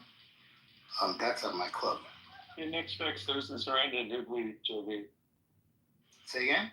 That's definitely a celebrity, Susan Sarandon. It doesn't get much better than that. Yeah. Yeah, but Wally, we haven't spoken in a while, so yeah. I'm not a Susan Sarandon fan only because she's anti-Israel. Not a fan. She's pretty intense. So I tell you a funny story. During the summer, she had said some really intense stuff. And we were kind of really worried because I was checking the Twitter pages, and then people were like, Susan Sarandon owns that bar, we shouldn't support it, right? So we were really worried that we were gonna get protesters in front of the clubs and stuff. But luckily, she's a silent partner now. Not like before. So most people don't even realize she's a partner. But let me just say this, bro. Yeah. Quick. I know, because you and I have shared enough space. Yeah, exactly. I know that you're your own man and you don't support anything she has said. So you still have my support. You still have my love and admiration, and I'm still gonna come to your club. Yeah, thank you, bro. You're always welcome. So, I know that you have nothing to do with her political views. Yeah. I'm totally checking this out tomorrow. I'm literally just a few blocks away. This is so cool. I have to ask Gabby. What? Real quick, what did you have for dinner in the Italian restaurant? Oh my God, it was great. It was is there any Italian people on the stage? I ran one. I'm German, but I ran one for 17 years. So the owners are from Abruzzi. Yeah. So it's Abruzzi food, very specific. So very unusual. It's a great. I mean, if you know South Philly, there's lots of choices of Italian food there. But this was a lot of new restaurants on Passyunk. Anyway, it's very good. Like every city in the East Coast, you know, Boston, New York, Philly, we have our Italian sections, and we do our food a little differently. Philly tends to be a little heavier than New York. Well, Abby, I'll tell you this, only because I ran a big restaurant in Little Italy in New York. It's not cooked by Italians. The recipes aren't even Italian. So it's bizarre to me, you know, that they label that area Little Italy when none of those restaurants are owned by Italians anymore. Really? 100%. Like Angelo's in New York is not Italians anymore? I ran a place called Di Gennaro on Hester and Mulberry. Great, I mean, the food's good, but it's owned by two Lebanese women, two sisters. The cooks are Mexican. I looked at the recipes, I'm like, this is not Italian. But people buy it because it's a Little Italy. Anyway, I gotta go. MG, David, Rydell, Beth, Abby, Linda, you guys want to keep it open? I got a boogie. Yeah. Take care of yourself. Nice to chat today. Guys, it was a pleasure. Yeah, take care. So Bruce is kind of middle Italy, but it's considered south. But it's in the middle, right? So wait, hold on. I'm sorry. I came back for one reason only. Wally Green. Can Abby drop your name at your place tomorrow and have her treat her like the VIP she is? It's her birthday. Yeah, if she wants to go, yeah, just hit me up. I'll call for you. Well, yeah, we'll go there tomorrow. I'm literally, I'll walk right by it. Is it open during the day or is it just at night? No, it's open during the day too. No, for sure, I'm doing this. Thank you. Yeah. If you can just I'll send you my number or something like that, and then just tell me like what time you want to go. And if you're gonna go with some people or something, so I can book the table for you, because you know like the way it works, like people book these ping pong tables. I mean, you don't have to if you don't want to, but it's still fun. And then the servers will serve you at your table. How many ping pong tables do you have normally at a location? It depends on the size. So in New York, we have 15 plus a VIP room that has 3. So each venue is different according to the size. In the Times Square one, we have 9.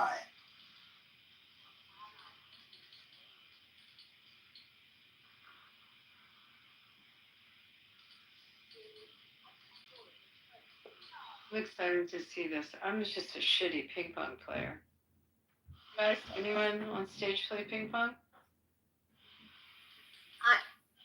I'm actually surprisingly good the more drunk I get. It's bad. But sober me playing ping pong, oh no. No. It's pretty fun here, though. There's another thing we can bet on. I love it, Abby.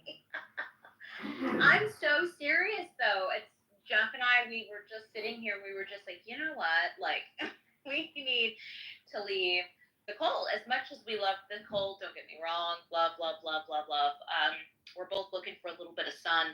So I can only handle though, Abby, the heat for so long because 70 degrees, I'm sweating, girl. So your state kills me. It's not, I mean, right now, Nevada's still cold and windy. You know, it'll stay windy through March. And then, like, I just think of when people are out at the pools at the hotels and they start going out to the pools, you know, for sure in April. Yeah. No, But March can get windy. Yeah. Well, my husband is his birthday's in August, and so the last time we went down there was for his birthday, and I almost died. I was like, I can't do this. And then we went to a Rob Zombie concert in 2019 in October, and we were laughing at how all of you, everybody, because it was an outdoor, you know, the Rock Fest that you guys do every year, the outdoor one. Well, Rob Zombie was the last performer, and you know, my husband just adores them because the word, you know, the U.S. would blast Rob Zombie music, right, in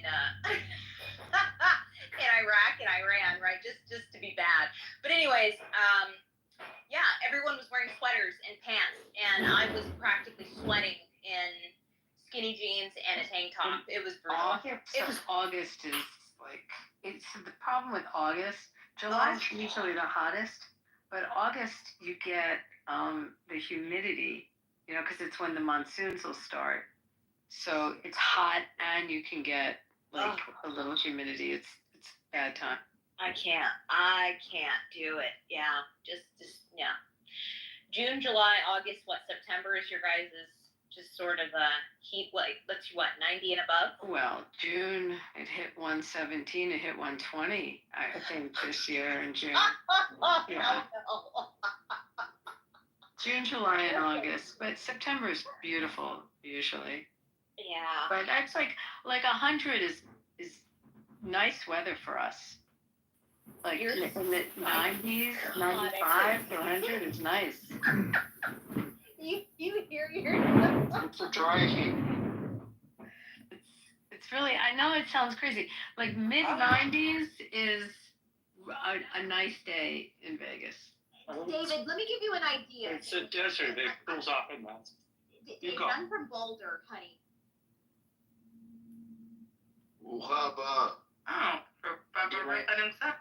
What do I eat in a weird way in public? No, I just said I like eating with you in public because, like, you enjoy your food and I enjoy my food, and like we're enjoying eating food. Like, I don't like people that just sit there staring at the food.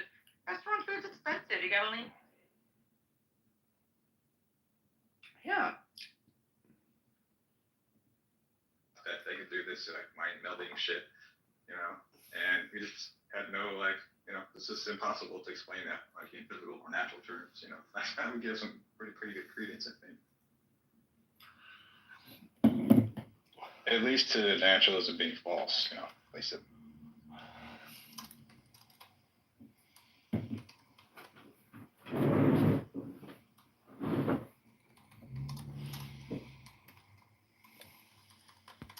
Where'd Brother Josh go? He wanted to